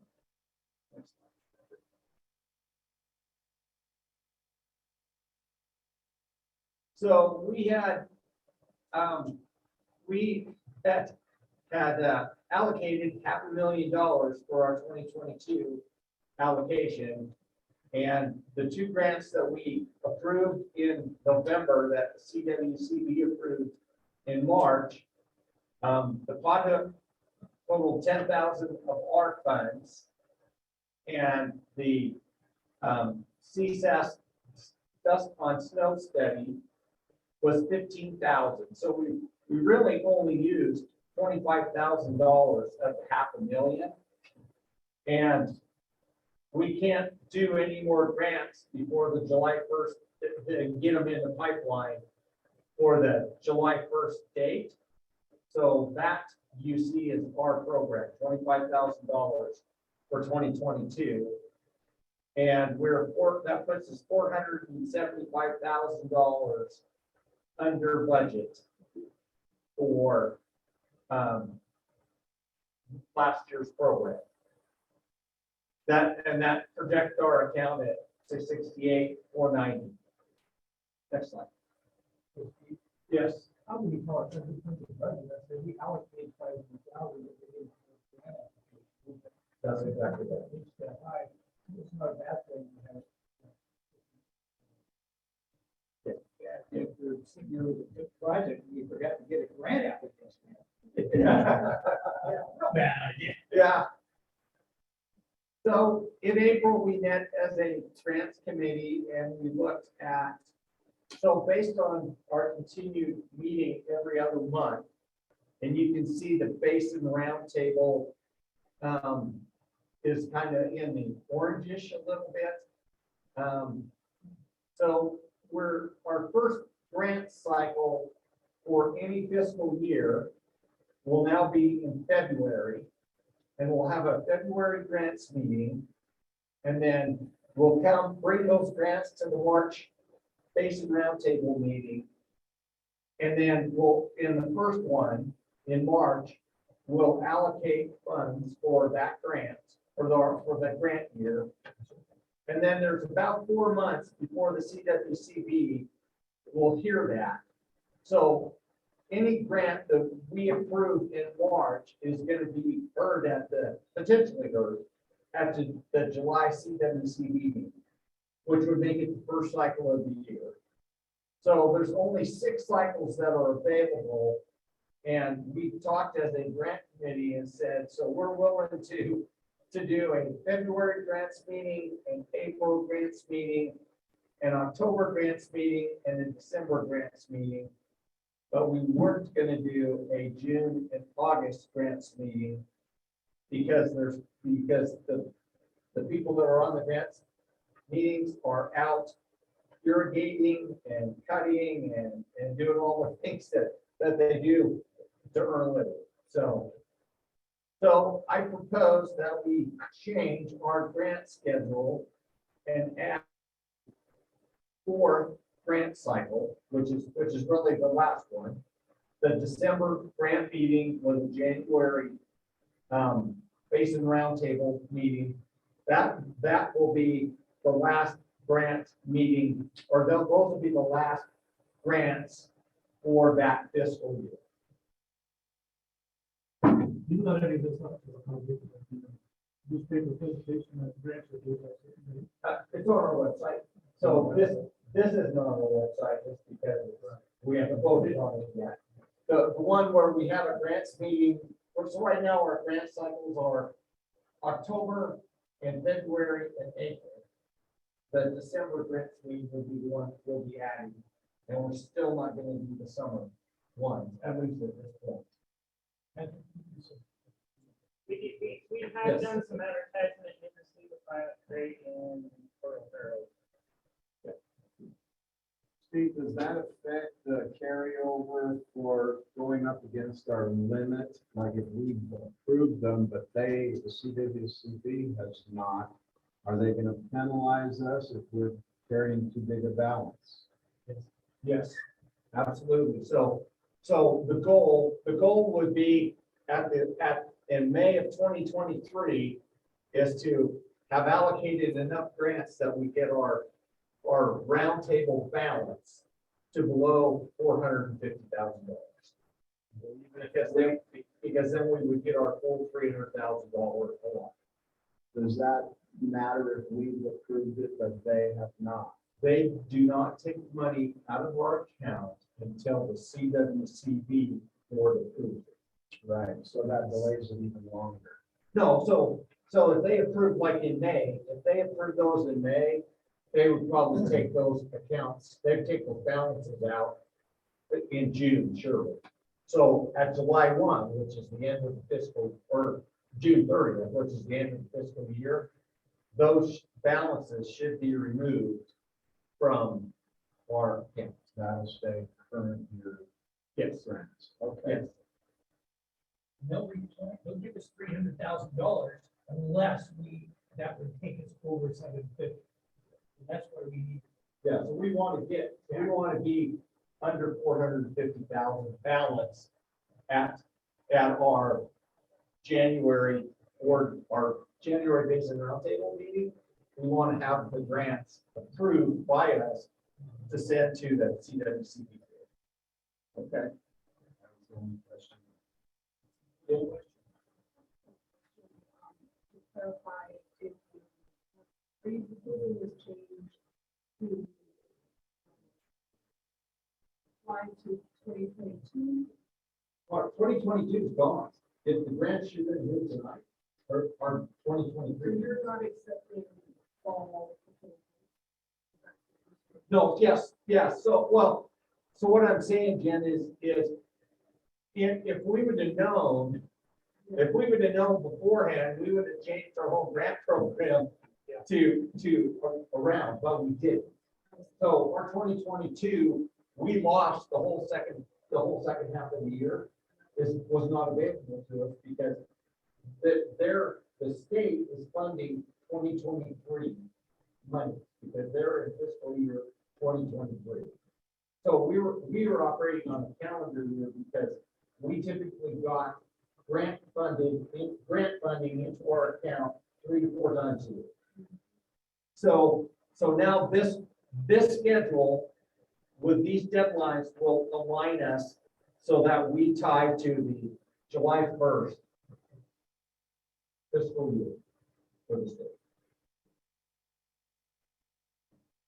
So I would like approval to accept this as our grant schedule, and Patrick and I can make the appropriate changes to our website and to the grant guidelines, our Basin Roundtable guidelines, that this be our accepted schedule going forward. Runner moves to motion to approve the Yampa-White-Green Basin Roundtable grant schedule as Second. Okay, I have a motion and a second. Any conversation, anybody online, everybody online following that?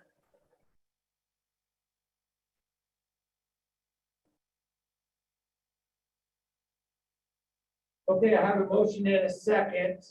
Any discussion? Hearing none, we'll vote on the motion. All in favor of the motion to accept the grant schedule as presented tonight, please say aye. Aye. Aye. Aye. Aye. Okay, anybody that doesn't want to approve that, please say nay. Okay, the motion is passed. Thank you very much. Can I get the next slide, Patrick? So here's where so Sam surprised me a little bit today, but I had projected our funds for the 2023 grant program to be $668,490. And based on being capped at $750,000, we would have got $81,510 put into our account sometime in July. So Sam told us tonight that we can expect our full $300,000 allotment sometime in July. So that's going to put us up at 900 and some thousand. As a grant committee, we talked about allocating $450,000 to next year's 2023 Yampa-White-Green grant program. And the reason we did that is that's a cap or an allocation that's done by us.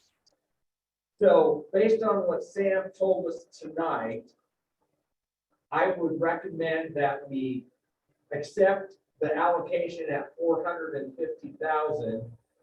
And when we see the balances in July, because our first round of grants, our grant meeting is going to be in October, and our first round of grants that we're going to hear as a roundtable will be in November. We can modify that 450 to be whatever it needs to be to get us under the $450,000 ending balance.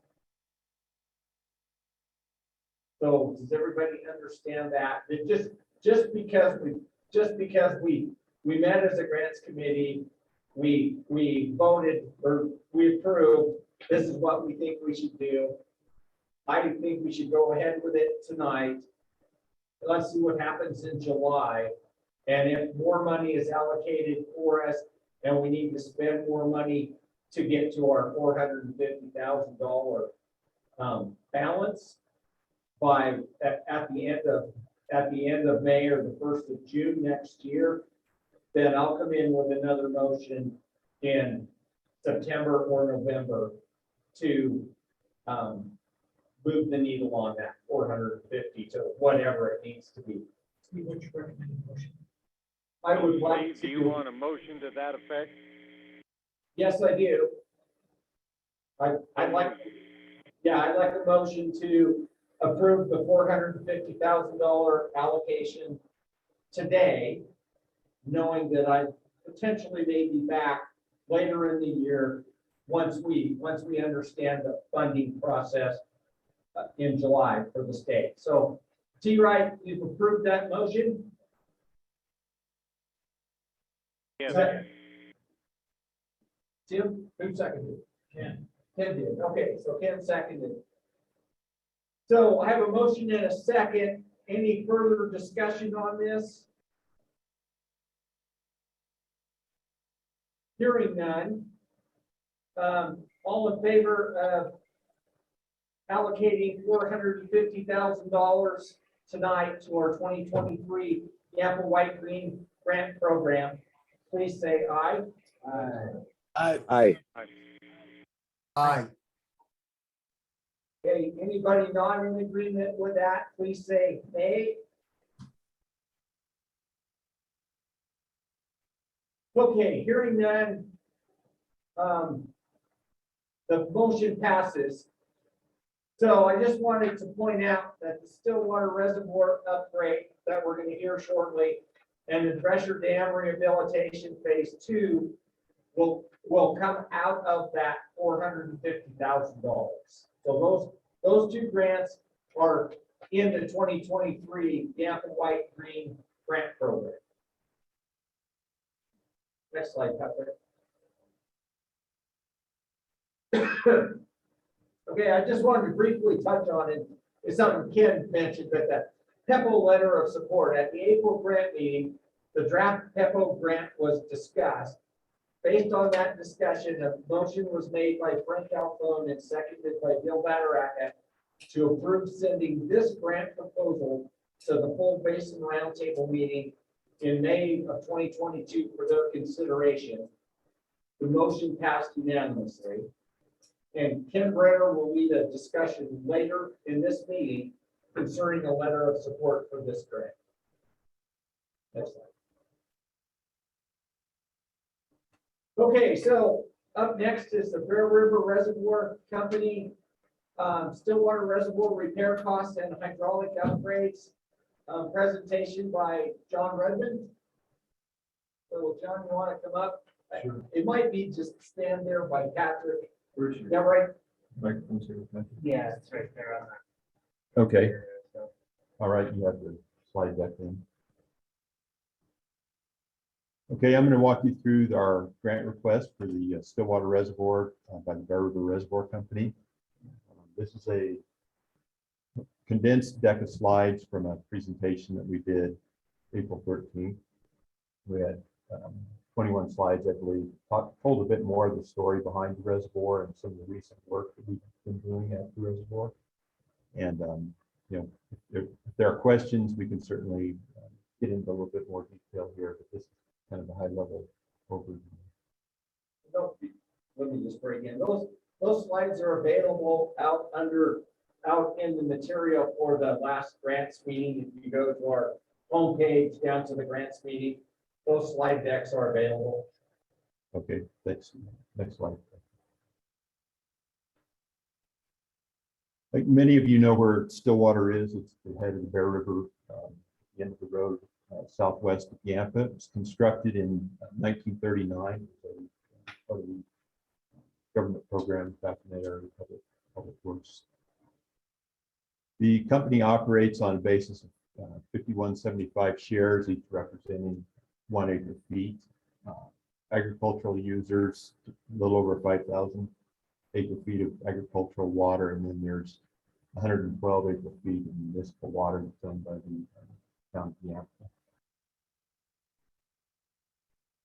Where we're at now with the operation of the reservoir, and we could talk a little bit about some of the chronology on how we've gotten here, but the Division of Water Resources has imposed some storage restrictions in the past.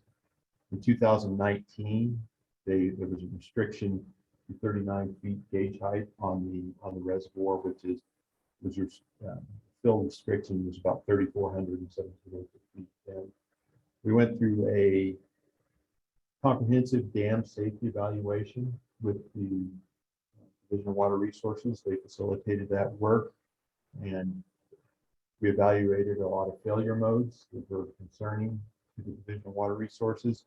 And coming out of that dam safety review, the storage restriction was raised to 45 feet gauge height, which allows us about 4,146 acre feet of the storage of the total reservoir. And as the other part of that is, we also are operating under a Division of Water Resources compliance plan. And a number of the items I'm going to talk about here are to hit milestones that are included in that compliance plan.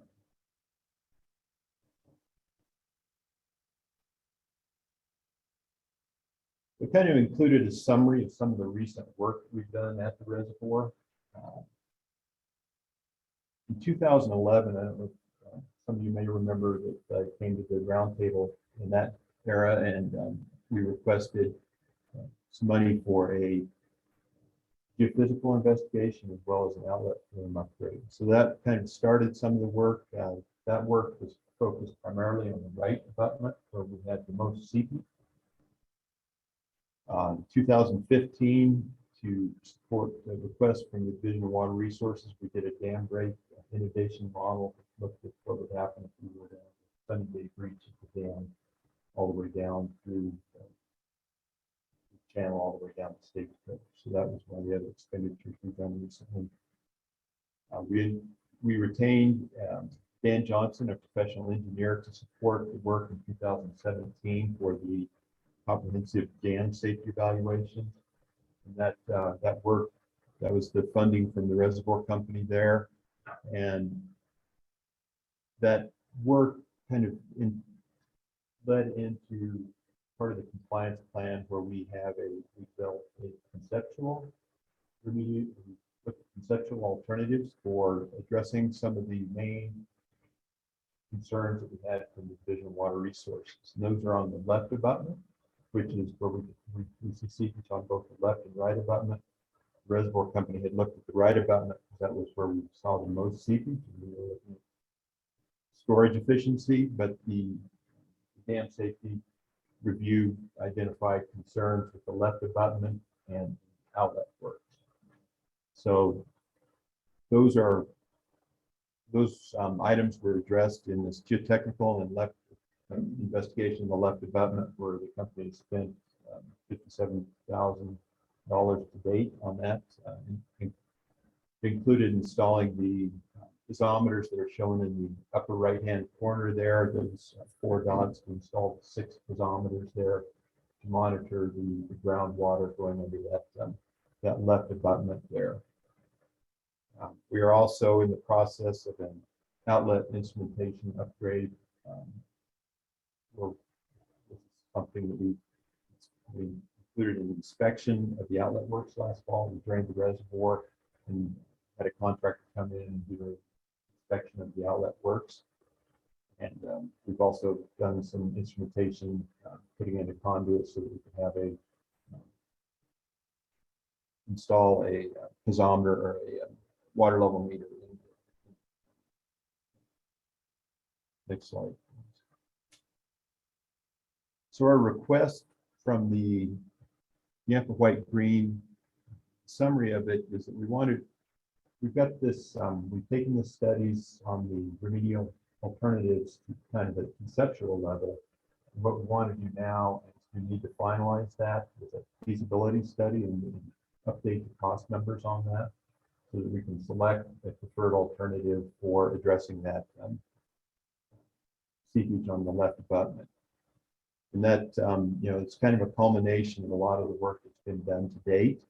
And so far, we've expended over $200,000 on that. Our estimated task cost for that left abutment finalization is $20,300. And the other part of the ask that we're looking at is to upgrade the hydraulic system to ensure the safe operation of the dam. This is one of the things that came out of the inspection that was done by the contractor this last year. And it's been something that Division of Water Resources has mentioned for quite some time. This dam was constructed in 1939, and you can see these are actually the hydraulic lines that go from the outside. They go up the conduit to actuate the hydraulic gates that are on the upstream side. We've got 2 gates, and we've got a little bit of system redundancy there, but these lines have been basically setting in a moist, humid environment for better than 80 years. So those are the components that we're asking for in this grant request. It's certainly not all that we've got on the agenda for what we want to do. The inspection of the outlet works included a vent pipe. There are hangers that support these lines and various grouting. We've got some leaks that are coming into the conduit, so we need to do some of that grouting. The overall project cost there was a little bit over $300,000. That's primarily Andy Schaffner, who's working on a grant request from the River District to cover some of the other items that we have on this project. And then also the other, as I said, we focused on primarily the dam safety concerns. Another part of the grant request that we'll be working with the River District is looking at options for the right abutment to increase our storage efficiency, because we do lose, on the water level in the reservoir, but it's anywhere from 1 to 10 CFS of seepage out of that right abutment. It's a very inefficient, very leaky bucket that we have. So we want to address some of this as part of this overall program.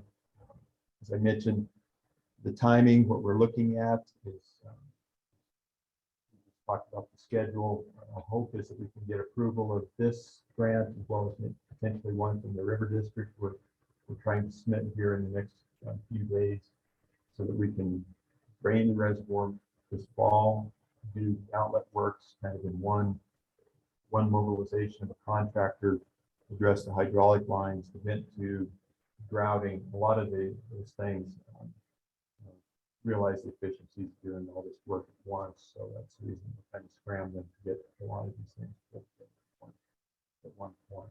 So again, that's kind of just a brief overview of the work and the requests that we have here. I guess with that I'll open it up for any questions, comments in the roundtable. Assuming this goes as planned and work is done, how much additional storage Well, it depends upon the basin yield. This year, we shut it down and we're not going to get that much storage out of it. But it's from, we operate on 5175 shares, so that's typically what we consider, full reservoir. It's about, I'd have to look at the slides. It's around 4,100 is the restriction that we're at right now. So it's around 1,000 acre feet.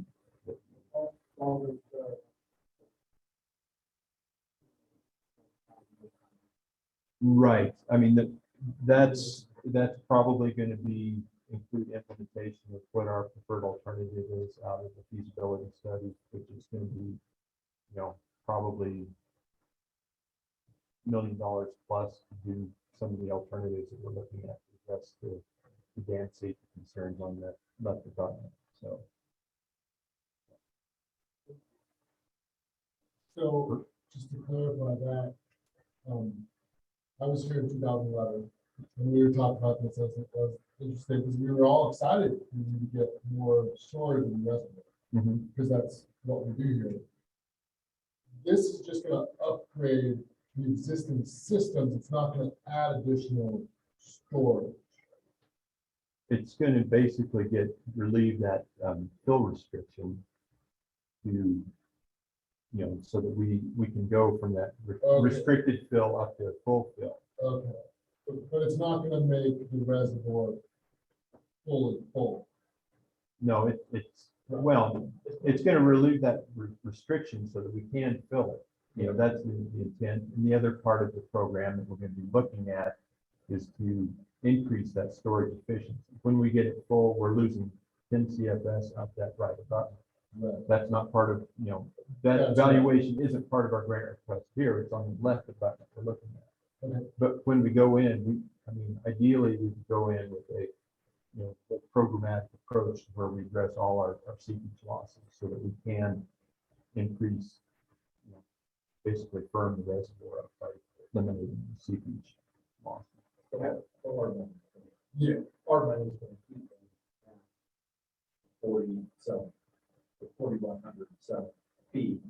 Once you determine that, once you spend the 20,300 on figuring out how you're going to fix the left of that and then do something on the right of that, that's going to come out of potentially river district funds. Well, no, the way we've broken it out is the river district request ask that we're going to make is to address additional outlet concerns.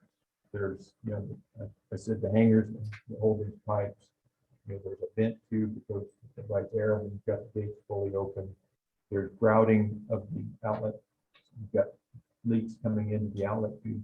That will be in the river district ask that we're making, as well as looking at the right abutment, engineering, looking at the feasibility evaluation of alternatives on the right abutment. Those will be in the river district grant. Okay. So at that point, we will have a plan to say, we're trying to do two things here. We're trying to address the outlet tube and the concerns there. So, our hope is that we can have all the funding pulled together so that we can address those infrastructure concerns on the outlet tube. But then also coming out of this, we want to have a plan for what we're going to do. The big project, big ask that we're going to be looking for all our funding sources in the future of how to address the seepage. So this ask is going to keep you at the 4,500. Has the Division of Water Resources told you if they will let you operate with these repairs? We haven't had, roundtable money will help us take the next step to achieve some of the goals of the compliance plan and sign off on the Division of Water Resources.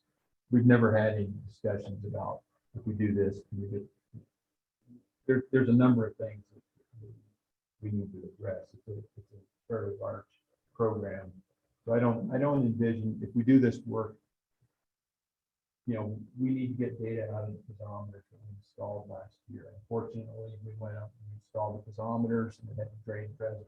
We don't have good data on the piezometers to understand what's going on subsurface in that water flow. So, there's a lot of kind of. Have they given you a deadline to complete some of this? There is a schedule and compliance plan, and we're working with Dana on that. And she's been very accommodating because she understands that some of the deadlines that she includes in there are dependent on our getting funding. So we're trying to be diligent and make progress. Yes, there are, the envision. What is envisioned is to be able to go out and have a plan and we can start looking at for rebuild. Right. Okay. Thank you. All right. Well, thank you.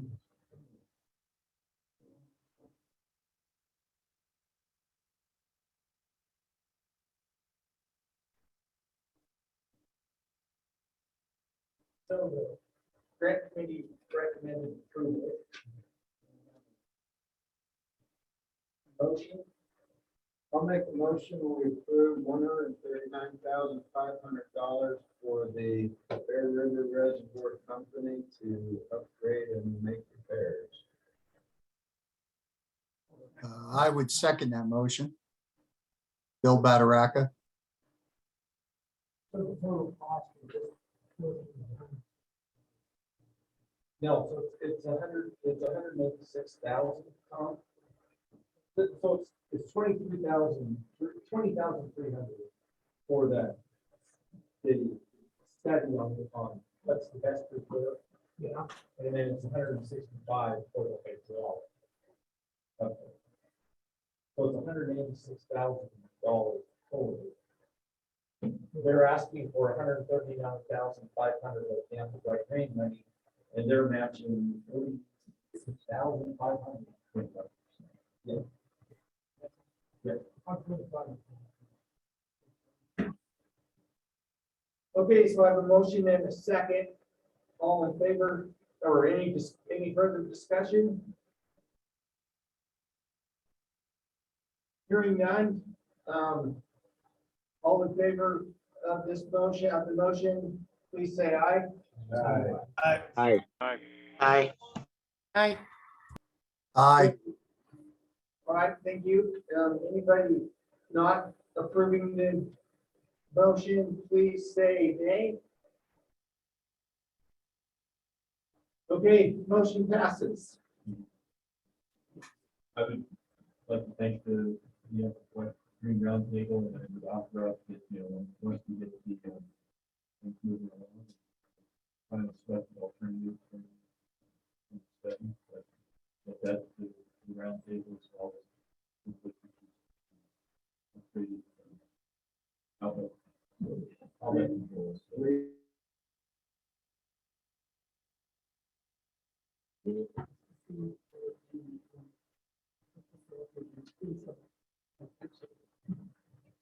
All right, thank you. All right. Next slide, Structure Dam Rehabilitation 2. Phase 2 presentation by Nick Charles.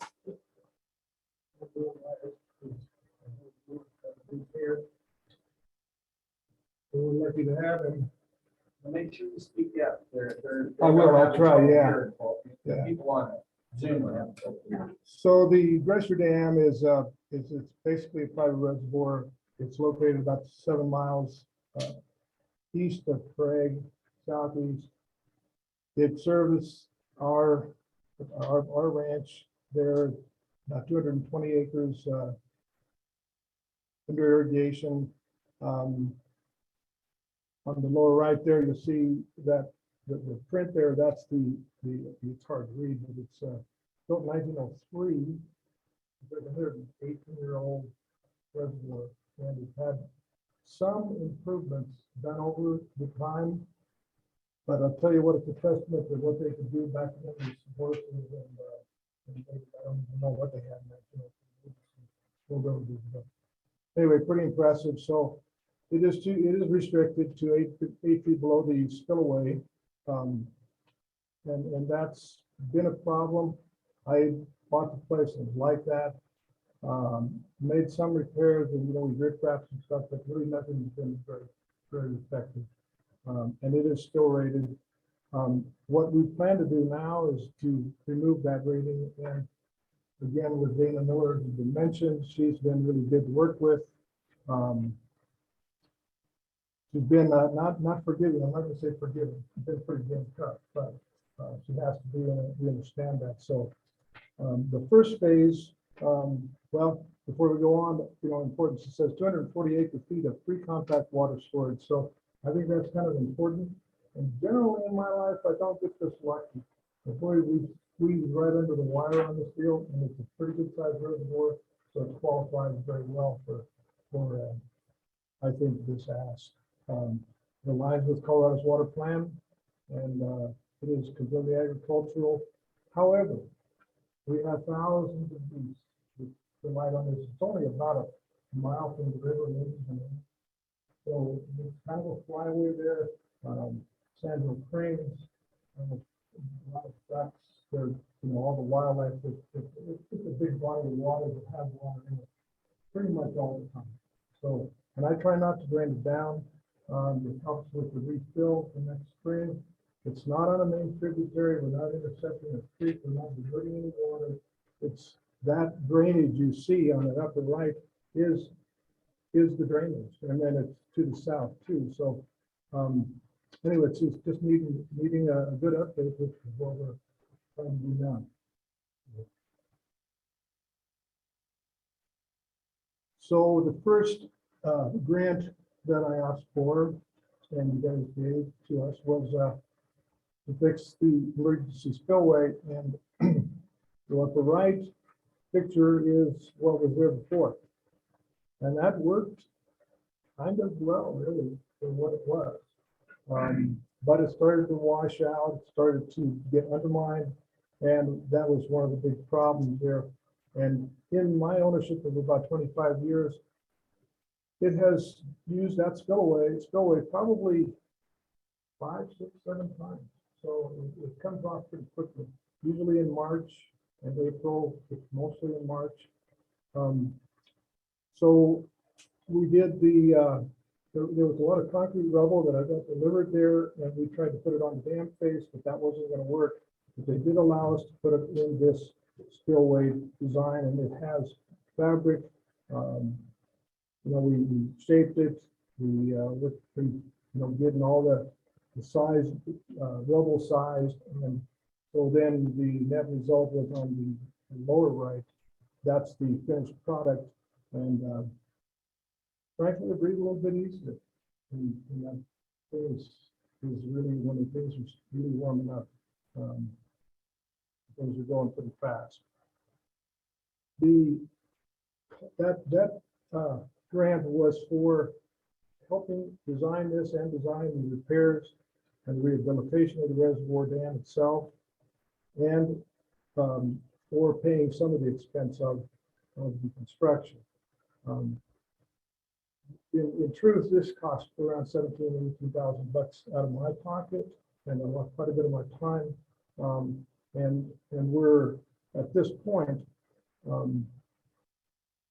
we need to do some other things, but the engineering for the whole project is about 75% complete, and that's about where that grant is right now.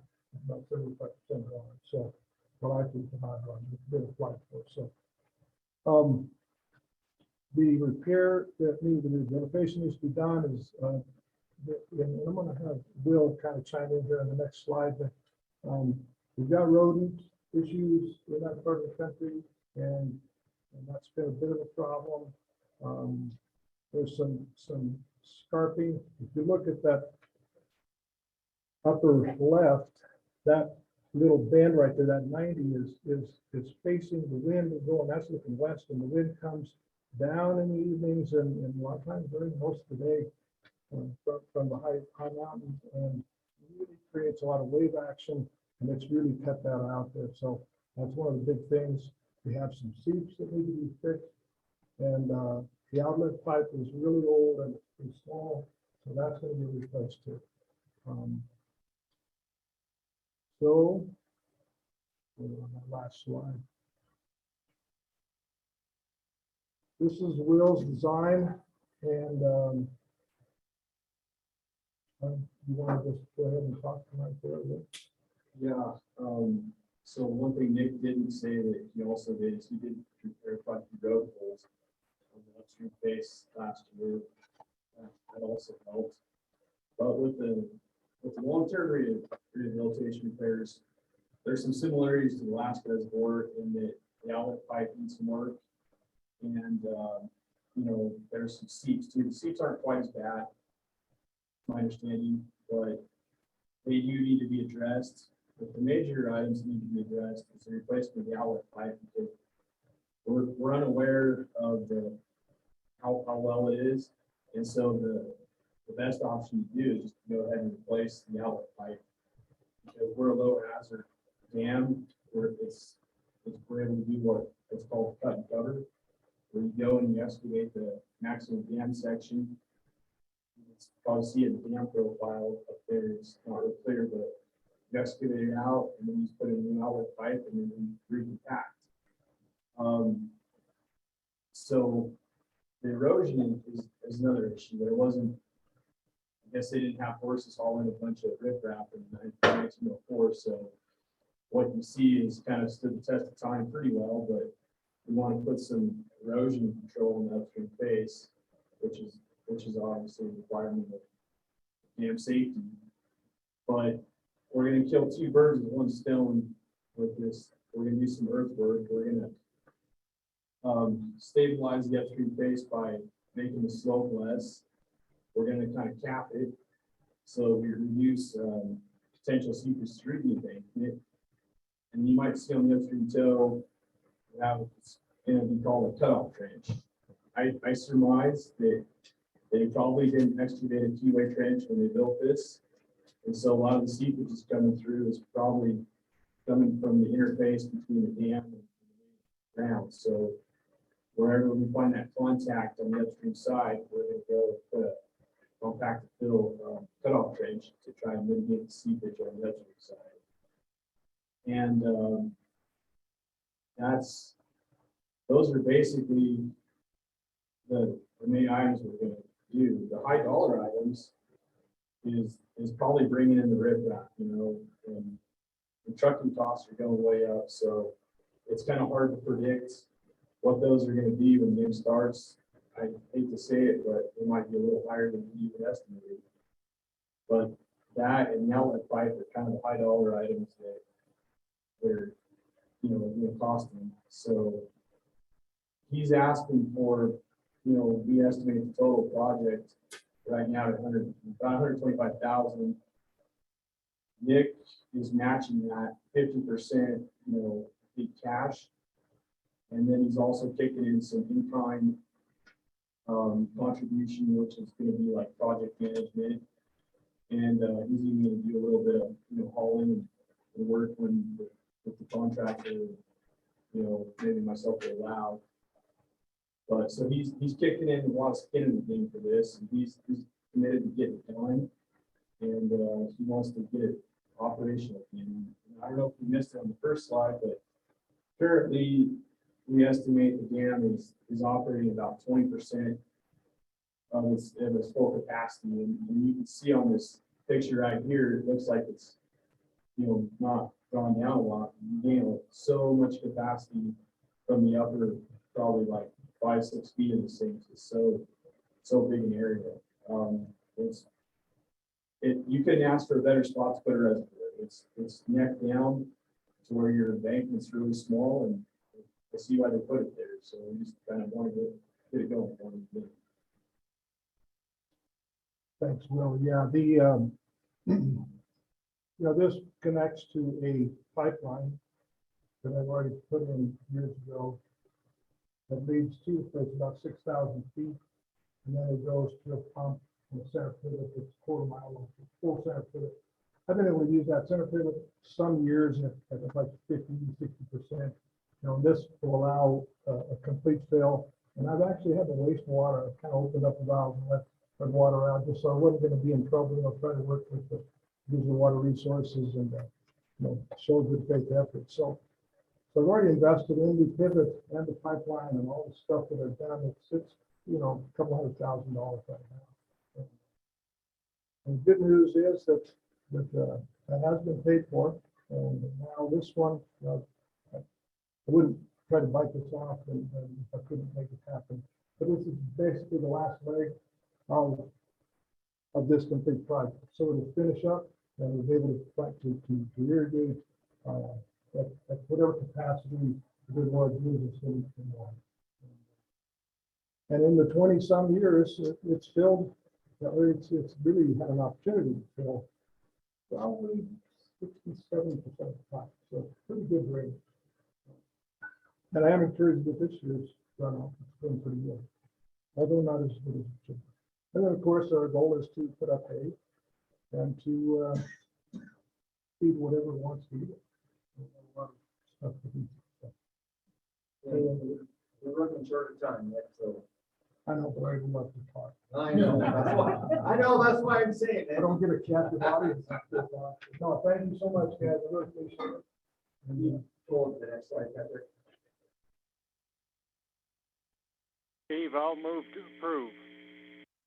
Okay, so the recommendation, T-Ride, is approval of the grant request involving $62,440 of Yampa-White-Green Basin Roundtable WSRF funds. You good with that? I'm abstaining, just to get it on. I'll second. Okay, Tom seconded, Megan. Okay, I have a motion in a second. Any further discussion? Hearing none, all in favor of T-Wright's motion to recommend approve $62,440 of Yampa-White-Green Basin Roundtable funds, please say aye. Aye. Aye. All right, thank you. Opposed? Say nay. Okay, motion passed. That's the end of the grant update, and I think we're on to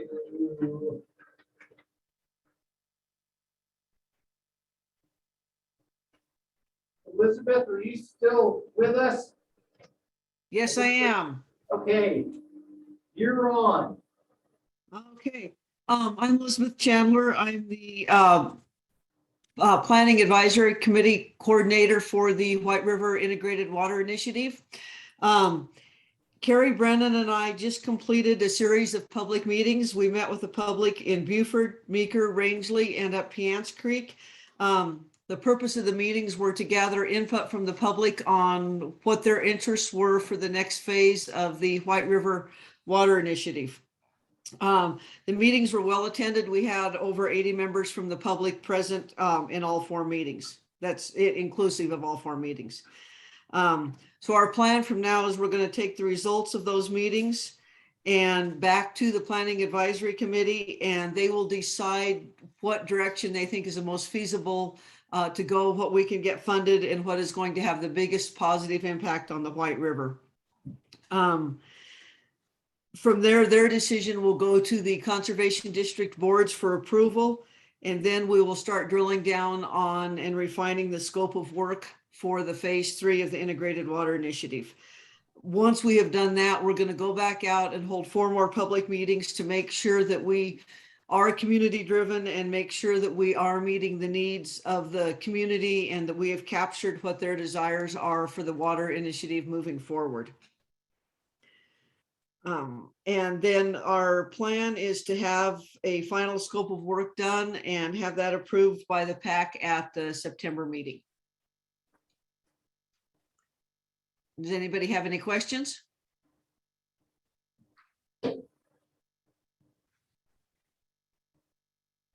I don't hear any. Okay, thank you very much. Elizabeth? All right, thank you, Elizabeth. You bet. Thank you. Okay, next one's Big River Committee update. Oh, that must be you, because I don't see Jeff anywhere. Jeff's not here.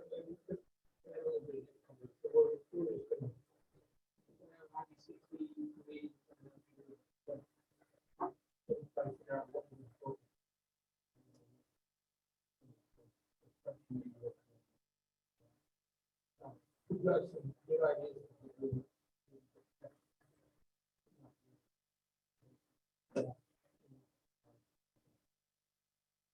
Okay. Thanks for getting us back on schedule. Yeah. Okay, DWR update. Erin said that she would give up her time unless there was any overriding question that anybody needed to have answered. She would take questions. Other than that, we will move along. Do I hear any questions for Erin?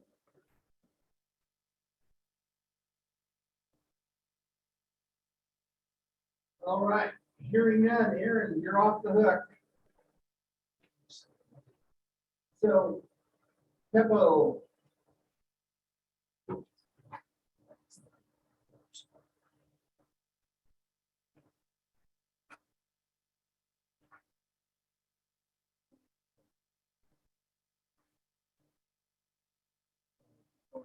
This is Ken Brenner. I'm chair of the Pebble Committee. We have seen a change to our funding model for the committee. In years past, of the $6,500 award was given to the Pebble Committee to support their activities. That changed this starting in July. Colorado Water Conservation Board took action, I believe it was in November, to change that funding model, and they've offered instead a grant of $25,000. So we have to submit a grant by June 1st. We submitted a grant budget to the grant committee, supported by them. $25,000 goes, about $10,000 to administrative support for the Pebble Committee, the advertising activities within that committee, as well as some additional, here we go, some additional support for the two of our other committees, the Big River Committee and the Grants Committee, have not had any administrative support in the past. In order to comply with the local meetings law in Colorado, we need to be able to post our meetings, keep minutes, and record those minutes, have them accessible by remote. So it's a it's a significant amount of work. Patrick does that work for us. He does an excellent job. He also does our website, if you weren't aware of that. So Patrick, this is the first part of the grant application, is approximately $10,000. Second part is for our public outreach portion. We wanted to try something new this year. We wanted to buy a couple of canopies that we're going to take to public events. Decided instead of trying to host events and see if people would come, decided to go where people already are. So we're going to go to the parade. We're going to go to the farmer's market. We're going to go to the Whittle of the Wood. We're going to go to the county fair. We're going to go to where the people already are. And set aside a little bit of money to support some handouts, some water for refreshments. We're going to buy a couple of tables. We have one for the Blanca County. It sounds like you can probably talk Jay Holloway from the Chamber of Commerce to help store that for us. We'll pay you $50 and pick it up, set it up, and be there and bring it back. The other one we'll have, we got the strings area. That we have to do. So, we'd like to cover 25 events this year. The challenge is to the roundtable members. We would like to request that all roundtable members participate in at least one of these events per year. The more roundtable, we're hoping to get 25 events that we cover. So that, we have more roundtable members than that. So hopefully everybody can commit to at least one. I promise I can do more than one. Show up and talk about water. And see if we can increase our public outreach. Also wanted to add one additional caveat, is that would like to see some additional members on that committee. Not a big committee.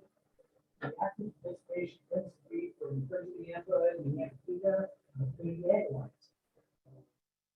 Which have representatives on the roundtable. So we'd like to see just a little bit more roundtable participation in the federal committee.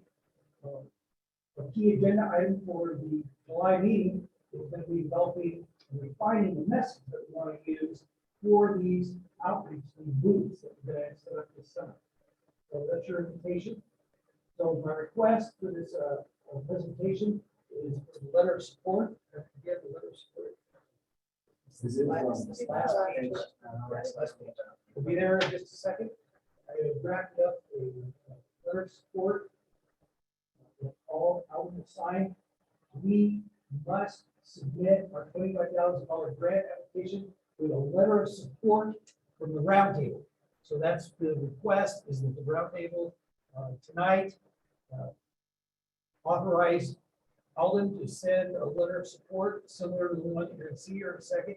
It's on the last page of your handout if you're leafing through the packet material. Basically, he's got it. He's got it. All right, here it is. Look at and wait for the motion to approve letter of support. Questions if there are any? I'll make a motion for the approval of the letter of support and the $25,000 grant application.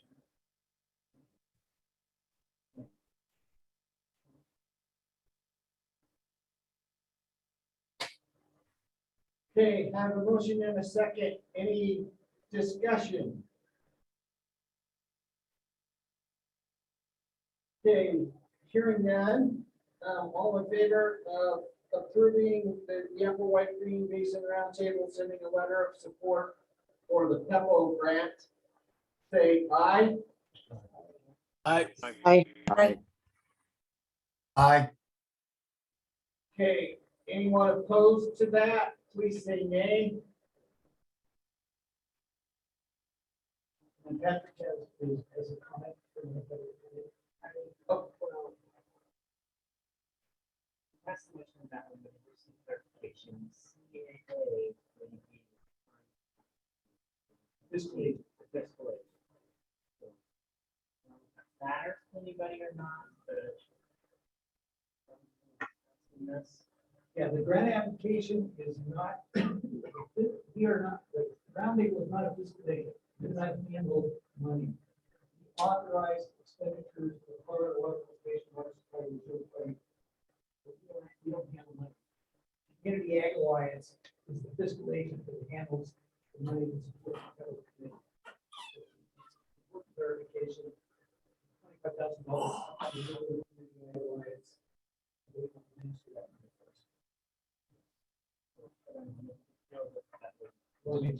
Just like the, I mean, that's just Same thing we've been doing. yeah, it's just like the 6,500. Okay. All right. So with that clarification, is there any comment or are we good with the motion passing? Okay. Okay. All right, motion passes. So next on the agenda is CWCB update, Jackie Brown. Last I looked, Patrick Jackie was not on. Megan was. I don't see it. There was someone with the cell phone number, but I don't see them here. I think that was T-Rod because he Oh. was the phone Oh, next to it his, is, yeah. next to him. Okay, so without Jackie here, we go to the announcements and Megan, you've got an announcement you'd like to make? Yeah, so, as probably most of you know, I started as the extension agent for Moffett County in December. And so my workload from my previous job to that has changed quite a bit. So that being said, I'll be stepping down as the recorder and talking with, I think Steve and definitely Ken and Patrick and Alden. We're shooting for the end of this year, so I'll be here through the end of this year. And then hopefully someone will be then brought on that I can kind of help transition at least to that last meeting or last two meetings. So I just want to say thank you to everyone. I mean, I'll still be here for a little bit, but, and I apologize that it was such a short time. If I would have known I'd be in the extension office. Yeah, anyway. Yeah, 2020, but so that's where that's at. Congratulations on your new position. Congratulations. Appreciate it. Thank you. Thanks for all your work. Okay, so dates and tentative agenda. Our next meeting will be July 13th, 2022 at 6 p.m. in CNCC. Some tentative agenda items might be state water plan update by the CWCB and cloud seeding activities in Colorado by the Colorado River District. If you've got any agenda ideas, please send them to Megan and Alden for the July meeting. I take a motion to adjourn. Move to adjourn. Second, all in favor, say aye. Aye. Thanks, Megan. Bye. Everybody online, Good night. thank you for your attendance.